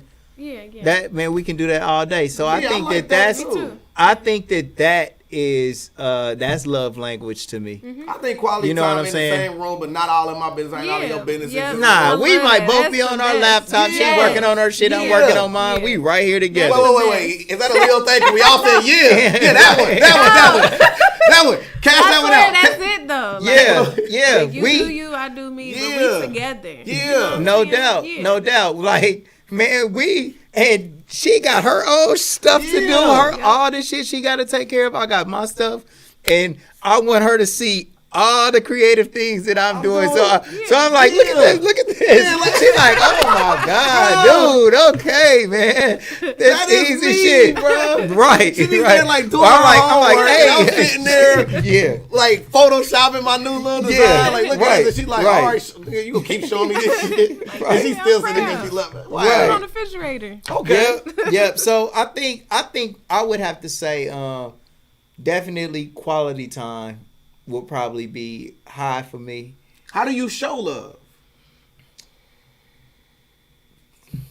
I ain't gonna know. I can't really say it's giving gifts. What about acts of service? Like, do you be like, okay, I'm going to step up and do this for you because I love you? Or do you feel like that's just what you do as a man? Or man, like, you know, that like, man, you who you are? The way that I show love is just kind of like just chopping it up with you when I'm around you. Like, man, my time right now is just like all divided up. And I really don't I don't know, man. Like, I don't got a lot of time for real. I don't feel like I do. And so it's if I'm spending time with you and giving you my time, like, you might not even see it as valuable, but to me, it's extremely important, man. For me wanting to get some rest. And if I'm down here kicking it with you and I'm talking to you and I'm being genuine with you and then we laughing about shit, like, man, I ain't talking about no business shit with my daughters. Man, we kicking it, man, and we laughing about everything, man. And that's all, like, if I can just kick it with you and, man, be my real self around you. You know what I'm saying? My full, uncut self. Wow. You know, and I'm giving you that trust that, but me and my kids, like, all of us got messed up senses of humor, so we go in on everything. Bro. I will never forget when I went to the pop-up shop. Yeah. And you could have swore your two kids are like twins, bro. They were out there goofing around, joking. I was like, bro, that was the best thing ever, bro. Like, that was the best thing ever. Man, that's like really, I got my daughters I got beautiful daughters. Absolutely. Like, bro, it's unbelievable. Nah, for real. No, I can't. It's like, man, no. I got you. But it's like, I am like a real girl dad, and then I got two sons too. So, like, with all my kids, like, man, throughout my travels with having businesses and shit, like, I've always really wanted to just be a good father. You know what I'm saying? And so, like I'm saying, like, with your life path, like the Most High has just like been giving me these opportunities to be that. But it's like I'm still busy. You know what I'm saying? My kids still growing up.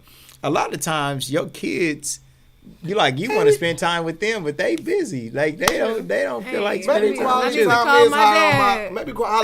Maybe quality time is higher on my list than I thought it was, because I'm always busy, and then if I like stop what I'm doing to do that, then I really like fucks with you, like I really do fucks with you. Like if I gotta stop, but sometimes I may be irritated while I'm doing it, but I would do it, like, and I'm equating that to acts of service. But it's quality time intertwined. I just always thought it was just acts of service. I'm a person like shit. Nah, it's all of them though. You know.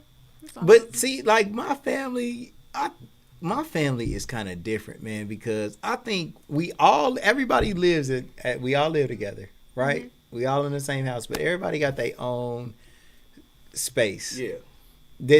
So none of us might be in the living room. Everybody might just be in their room doing their thing. But we all live in the same house and shit. So it's kind of like, is that weird? Nah. That's normal. No, y'all got a connection though. Not like we definitely, because we all we'll come together in the living room sometimes and just chop shit. You know what I mean? Nah, because I'm a person that like love my personal space. Like, so for instance, I'm kind of jaded just based off of how I grew up. So when I grew up, it was me, my older brother, and then my younger sister, and then my mother ended up getting a boyfriend that became my stepdad. So we lived in a 2-bedroom household. Well, a 3-bedroom household, right? Out of nowhere, my stepdad moves in, right? And then when he moves in, he has 8 kids. So out of nowhere, it went from me having my own space to now sharing it, right? And then my sister was the only girl. So she got her own room by herself. I had to share with 9 boys. Yeah. You know what I mean? And it was like, so now whenever I do have time to myself, respect to myself, I value that shit. Like, if it's a corner in this this room that I can go stand by myself where nobody can talk to me, I value that time to myself, because I just value that time just based off of how I grew up. Yep. You know what I mean? Right. So, to me, it's not uncustomary for people inside the house and, nigga, don't talk to me this day. Like, I'm cool with that. Like, I am too. Yeah. You good? That you can do that same right thing. In my room. Like it ain't nothing against you. I just want some time to me. It's just me. I guess that's what I'm used to, though. Yeah. Maybe. But that was a dope ass interview, man. Super cool, man. Super cool. Oh, so let's pay some bills here. You want to talk about MissLoveExpoArt.com? MissLoveExpoArt.com? Yeah. Yeah, it's my website. Okay. Yes. I sell my artwork. Your website, love. Huh? You put it up? Yeah. They can see that? Yeah. Yeah, I'm gonna hold on. They will here shortly. I'm just kidding. So all my paintings are on there, and I also make earrings.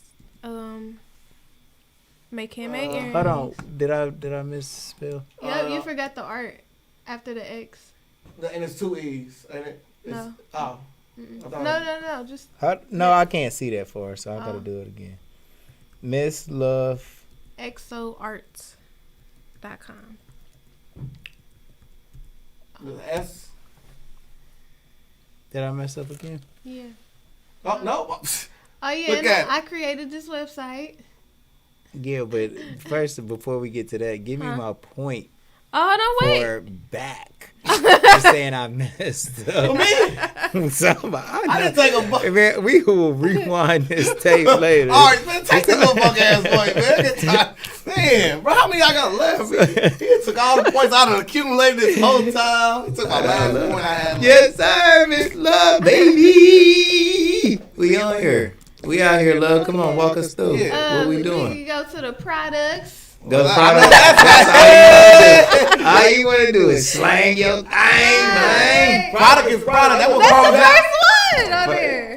What we gonna do? Wait. We could go. Carl Johnson and Matthew said product is product. That was a bar. Shop now. Hold on, click on the Miss Love Exo. Okay. Miss Love No, Exo. it's the top. Love, I can't see nothing. It's the third one from the left. What? Here? No, keep going. Oh, okay. Here we go. You about to make me pull up my I mean, third one from the right. Oh, let's see. Okay,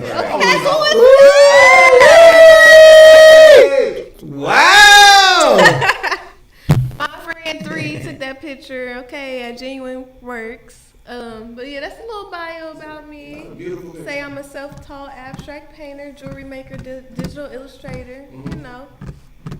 Big dog. Yeah. So Real queen.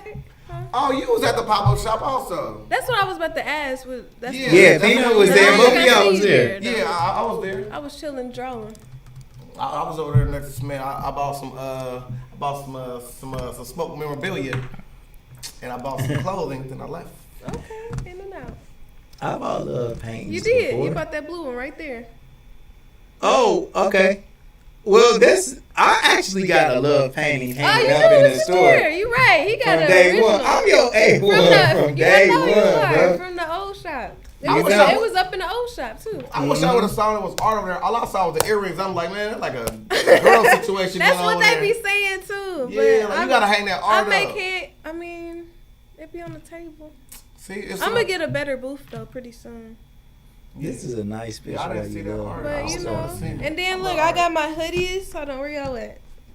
You doing the Hold on, I got you coming up right he now. on the Let me switch the camera. Nah, we can pull up the hoodie on the product. I know that's what. Oh, okay, it's already at sale.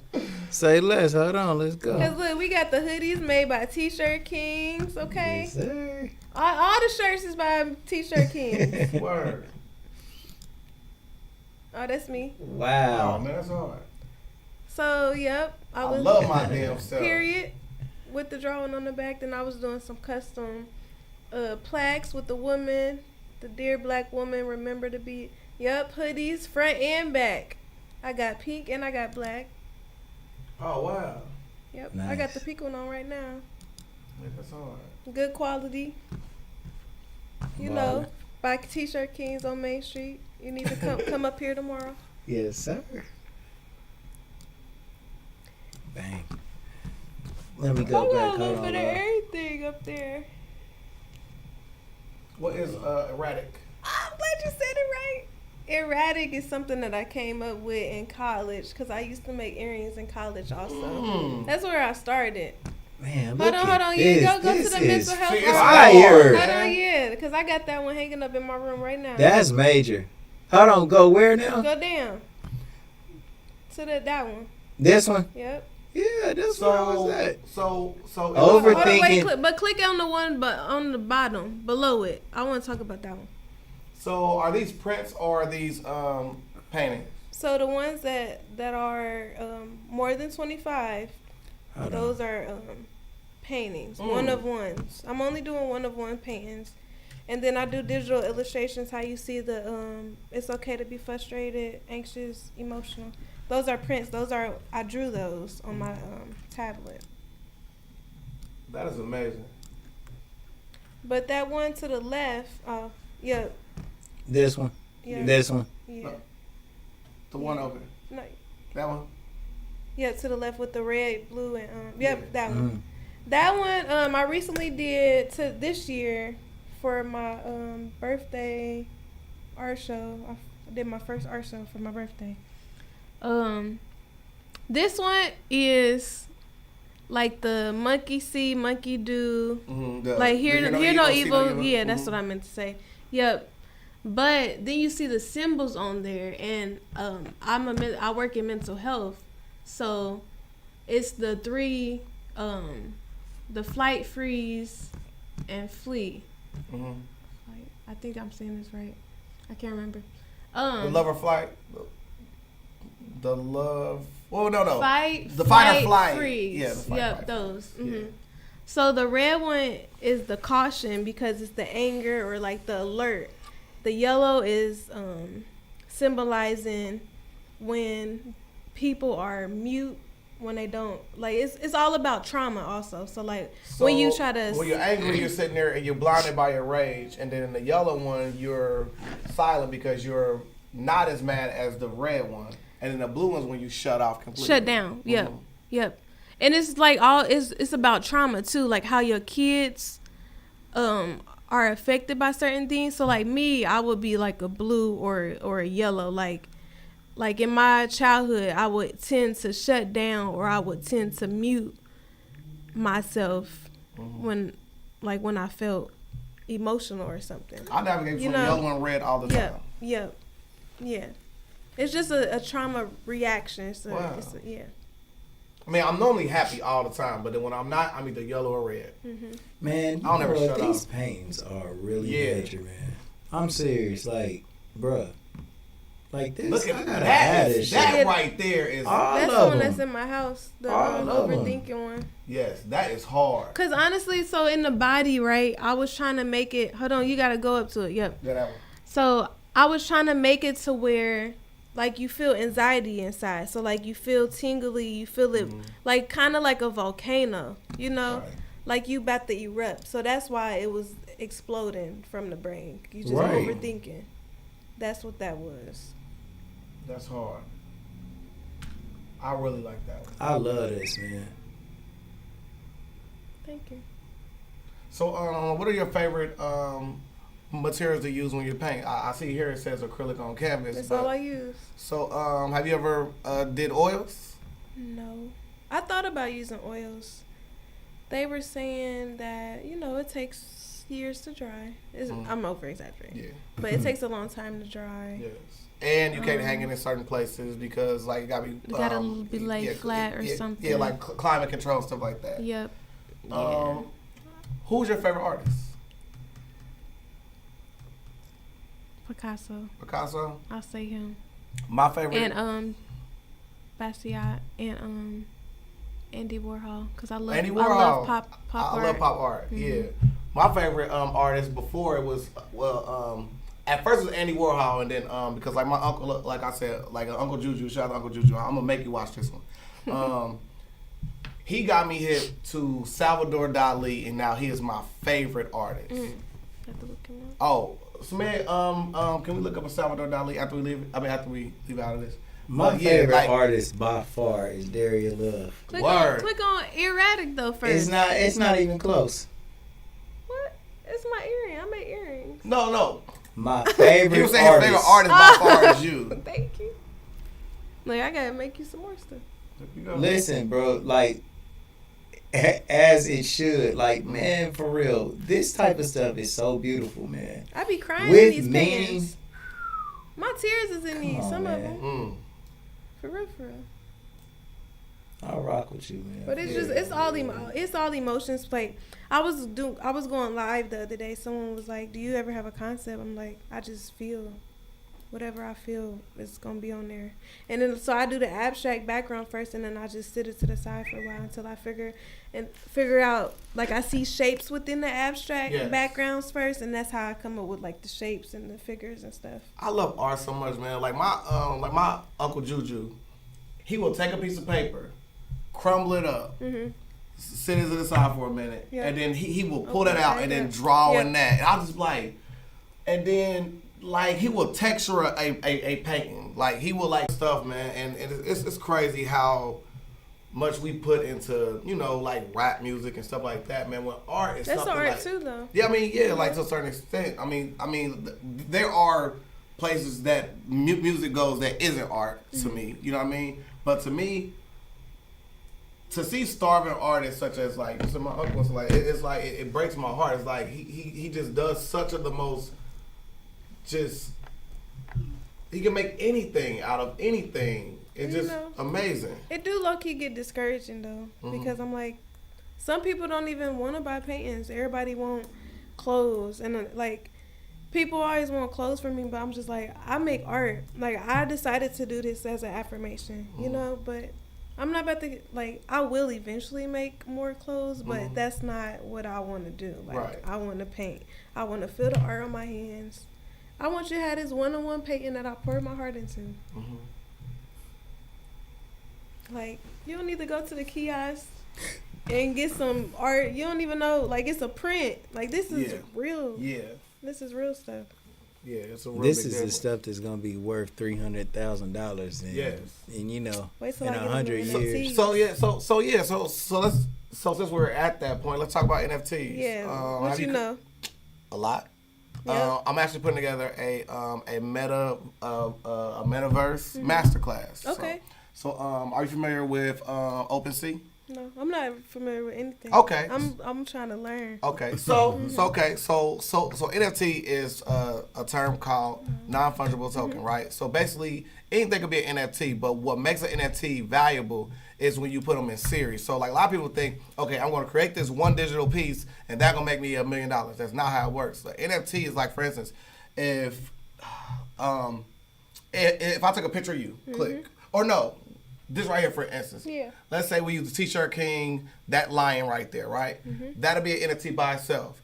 Then you create a series of this. So it'll be that with the crown. Colors. Then the next one, it'll be that with a hat on. Then it'll be that with a different crown. Then it'll be that with a different color. That with a different scheme. So like you loving pop art, you're going to blow this shit out the water. Right. Because Andy Warhol made 4 of the same pictures all in the same joint. True. And he literally was already making NFTs if you think about it. Yep. So if you into pop art, it's gonna be a walk in the park for you. You're gonna be just creating this and then adding to it. Because what happens is you will have people that want the whole series. So that what makes that one worth that much, because everyone, they saying, you feel me? It's the last one left. Like it's the last one that no one has. That will increase the value. It's not just releasing one. Because people just say, oh yeah, I'll create an NFT and get paid off of it. You need to create a series of it, and then that will raise the value of the one that you hold off and say, hey, this is the last one left. You can't have this one. And that's what is going to drive the value of that up. And that's free game, y'all. It is. Thanks. But it's this guy here in Dayton. I don't know him personally, but I just added him on Facebook. Bobby Long? Don Deal. Something. Done Deal, yeah. Yeah. He did the Young Dolph. Chiefs. Yeah. So he did the Young Dolph Blue version. He sent to me first. I asked my take on it, and I told him, yes, this is dope. Yeah, I like but this stuff. he got to continue to keep doing it. So like now you see him doing that. He's doing different stuff. You know what I mean? Yeah. Done Deal is my dude. Yeah. He's the one. If you ever seen the hat I wear, it's like the one that got the Cleveland Indians, but he got gold teeth. Yep, that. Yep. Yep.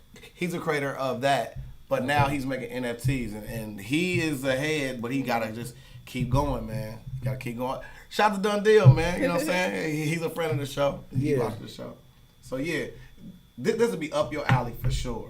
I mean, what you already have. Because honestly, the graphic design work, I'm getting back into it. Because my graphic design stuff, like you can't even. Can you go to the gallery? Yeah. Like back in the day, like everybody loves my graphic design stuff. I just really like to paint because I like to feel it. Right. But I definitely want to get back into the digital. You could just go down. It might be some stuff on there. It's all the way at the bottom. Like all the way. Man, that is so dope, man. Yeah, that painting has some big old. Like all of this is digital right here. But it's some older stuff. Go all the way down. It's older stuff. Like when I first started. Like all of this is old. Like when I first started. Like I was doing people. Oh man, listen. Like all of this. Yeah. And I kind of did the Andy Warhol like that too. Like the pop art. Now, for instance, like the one to the right. Who, her? Yeah. That right there. Yeah, and just change it up. That right there. That was one of my first drawings. That right there is what I'm telling you. Yep. That one right there. Because it's so many things that she can change and alter within that same photo. She can change the necklace. She can change the lips color. She can change the hair. She can you could body this. That's why I was like, I'm not about to throw these old art. These is for when I first started at college, though. You done made my heart drop. I'm going to throw away this old no, art. like I'm the like, file, what? though. Like the file, you know? Like, I just let me just keep this. Because I could just alter it and change it. Yeah, and then look. There's another one right there. The Andy Warhol effect right there. The one People right there. love that one. That's Andy Warhol effect. Yeah. It's about having just the right amount of time. Cats and art, did you, Smith? Yeah. Oh, well, you said that you love art. You know, actually, you've been saying it a lot lately. What? You about to become an artist. You are an artist. Well, you was talking to DeMarco. You told him that your first love was art, just like his. That was the other day. Somebody else on here was talking about art. When I had Telephone Sebastian on here, but it might have been somebody else more recent than him was talking about they was an artist. I don't know. But my dream interview was Bing Davis. Okay, yeah. Bing Davis. Have you been to his Absolutely. Yep. Mm-hmm. Absolutely. My mother went to school with him, so it was his exhibition that he had. Yeah, I got a chance to go down there when it was doing Urban Nights. Okay. And I was down there at Urban Nights. My mom was like, "Hey, have you met Bing Davis?" And I'm just like nervous to know what to say to him. My mom was like, "Come on over here." And then he walked inside the gallery. Like, he literally opened it up so we can go in there. It was the coolest Which one? thing What ever. gallery was it? It's the one right there on 3rd Street. Like, right there in between. It's over there by... Okay, and 4th. The contemporary, the new one. Yes. Okay, I was making sure that was... Yeah. Okay, good. Yeah. Heck Yep. yeah. Are you familiar with, what was her name? She's creating the selfie museum here. Yeah, nice. Yeah, yeah. So yeah, I cannot wait till she does that. Yep. Like, that's gonna be super dope. I saw one that just opened in Columbus. Oh yeah, it's one here though. It's completed already? Fairfield Mall. Oh, that one. Yeah, I haven't been to that one yet. Me and my daughter's gonna go to that. It's one. like $20. Oh, shine. It's for an hour. Wow. What is it? Just they got different little cubbies with different backdrops and where you can take pictures and stuff. Yeah, like the one in Columbus that I saw from the one I saw, like, to me, you can go there and shoot a rap video there where it look like you in VIP. They got the bottles inside the ice. They got the fake money all sitting around. They got the other one where like, you know, it's like the beautiful, you know, like leaves, and it has like the electric sign that says "You are beautiful, you are love." It's so much stuff to do. Like, I'm really in like I ain't gonna lie, like that's the one thing people probably don't know about me, but I love art. Yeah.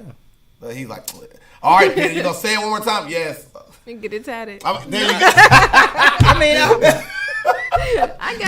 I got it tatted. That gonna be my payment for me making fun of the person that said, just breathe. I'm gonna get "I love art" tatted on me. I got it tatted.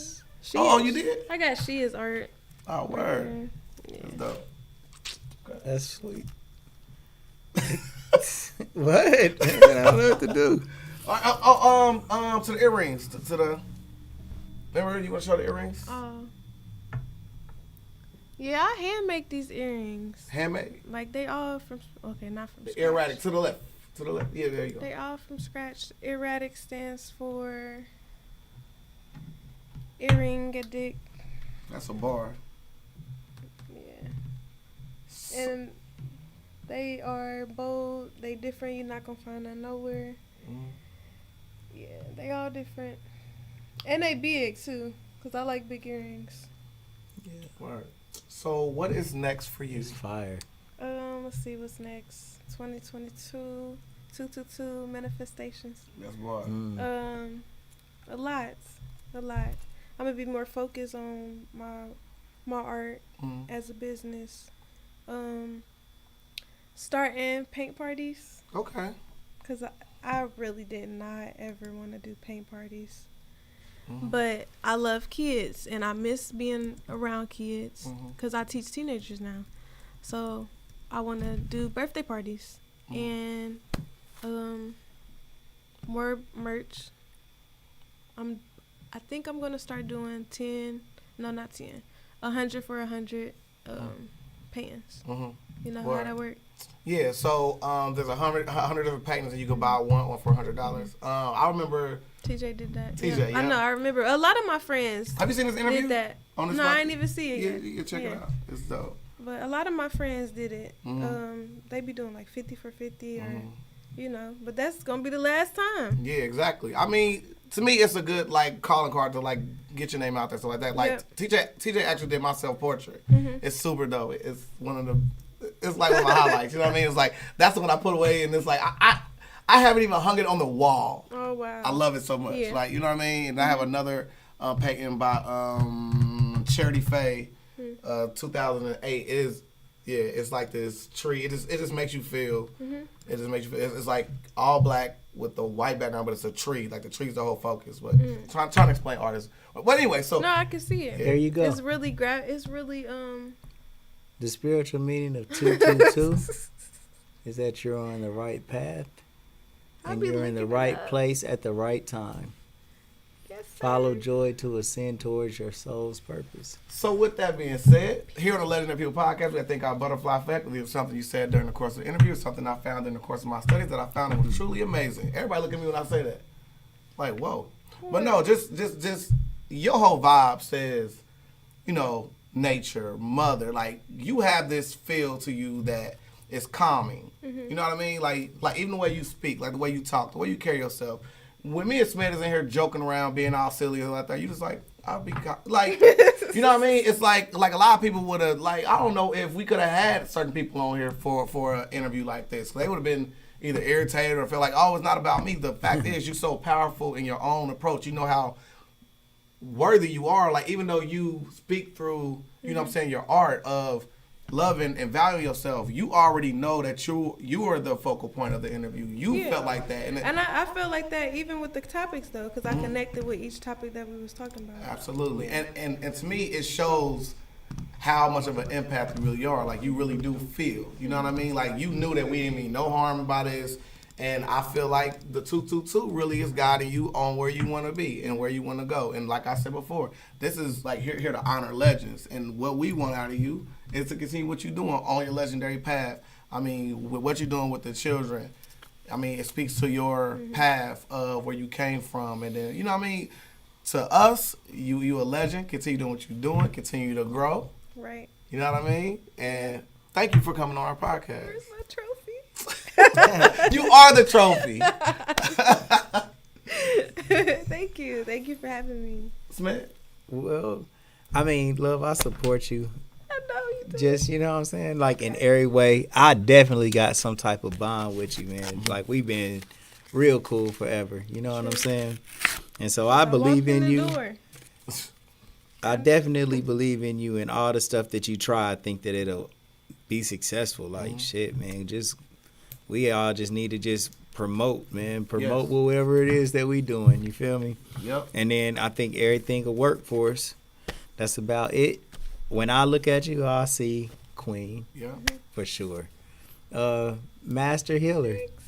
Master teacher. Yeah. You know what I mean? Master number. Mm-hmm. So, yeah. You know, I rock with you, bro. It's love all day, every day, man. That's T-shirt a bar. Kings, That's love. Man, we got That's master bars, man. Yeah, man, all day. We got love portrait, man, in T-shirt Kings, because that is the real vibe that I try to spread in this store, man, above everything else, man. It's just a feeling of family and love, man. For all my customers that come in here, they instantly become family, like how I care about them. You know what I'm saying? And I try my best to treat you really good when you come, but really, I try to do that for everybody that comes in here. I saw you do that today, man. I was over there like, man, like you really took the time to talk to him, and like you could tell, like, you know, this is my first time ever stepping in to help. Yeah, and I noticed the quality in what you were doing compared to the other ones. Like, hey, like what you want? And then they walking away from them. I kind of embodied that. I kind of mirror what you doing with the dude who wanted the trench coat. Right. I stayed there till he was confident enough to leave. When he came back, helped you some more. Yeah, you know what I mean? Like, you don't just be like, man, get out of here. I don't care. Like, no, like this won't work. Mm-hmm. Yes, it will. And see, the thing about him, I probably was a little shorter with him because he came in here and acted like a little bitch one time. And it was, I'm being go from love fast to yeah, like he did though. He did. He was on some fuckery, man. But then, you know, he comes back. All is forgiven. He can come in here and get something done. But I do feed him with a long handle spoon because I just know what type of irritation and fuckery that he could possibly bring. So that's why I was so bent on that ain't gonna work. No. That might not work. Anything that would disqualify his shit from getting done, I made sure that I let him know up front because I don't want it to be no surprises, man. Right. You know. But what you did was amazing, though. You know what I'm saying? Because we had the lobby was overflowing with people damn near the whole day, man, which is really cool, man. I'm glad when people got money, they come to T-shirt Kings. Man. God, when they fucked up, they can't come right now. But as soon as they get it, they gonna come through. Sure will be here. Oh God, no, because I put it on Abel Gray. So I put it on Abel Gray, bro. I got it from Jason. Man, love, can you please close us out with some words of wisdom, man? What you got for us? Camera's on you too. Let's see. Some positive words of affirmation. Okay. Always remember to be yourself and don't care what nobody think of you, cause you the only one that matters when it comes to you. Mm-hmm. Yeah. Love yourself, even when it's hard, cause I know that should be hard. Yeah. Sometimes. And always remember to do what you love. And if you forget what you love to do, write a list.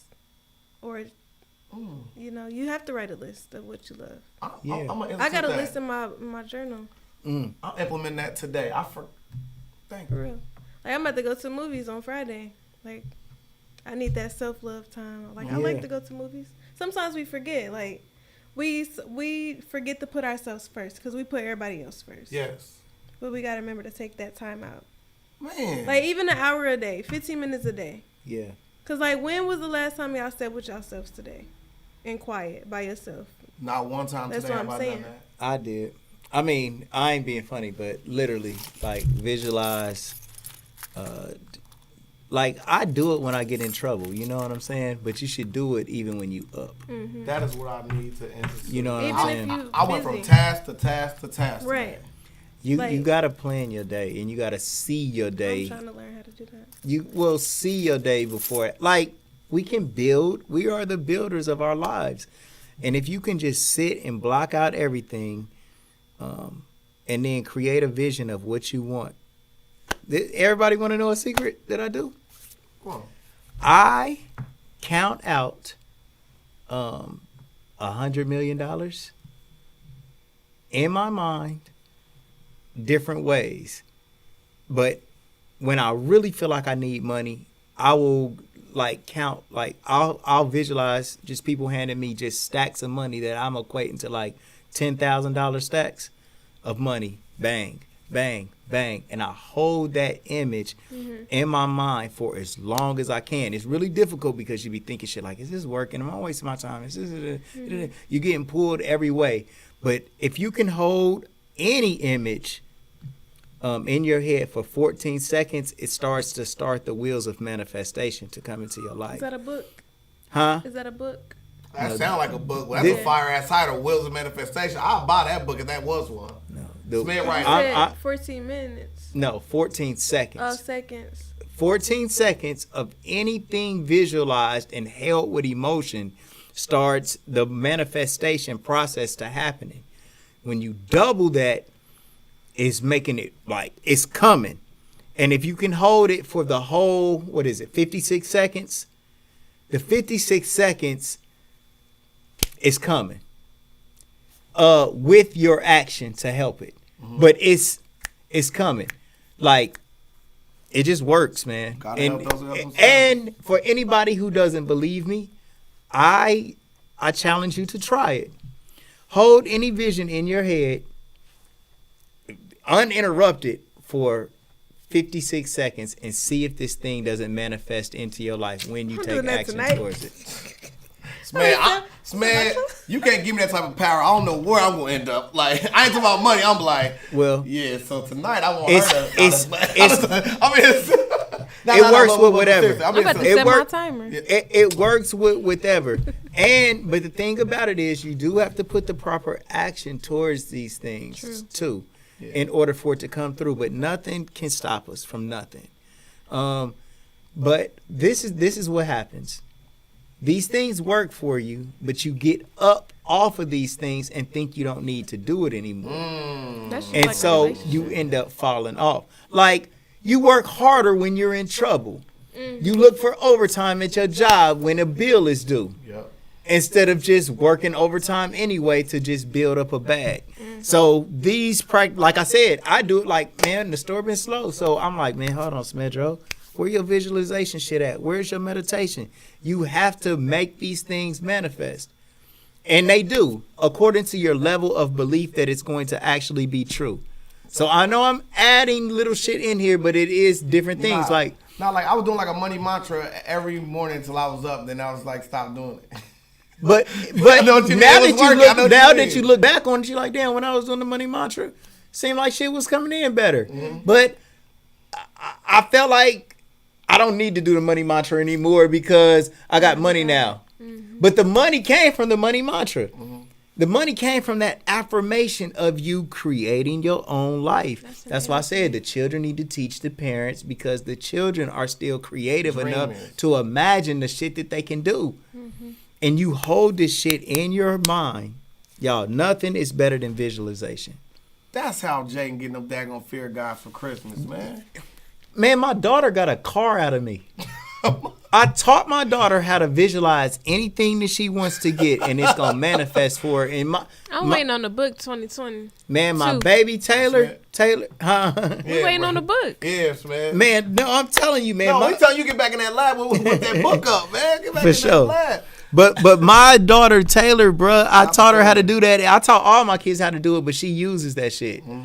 And I would tell her, I said, Taylor, you can get a car. I said, not only can you get a car, you can get the car you want. Mm-hmm. It don't gotta be no hoopty. It can be a good ass car that you like, but you gotta visualize it, see it, make it manifest. And on her birthday, that motherfucker popped right up for her, no problem, by way of her dad.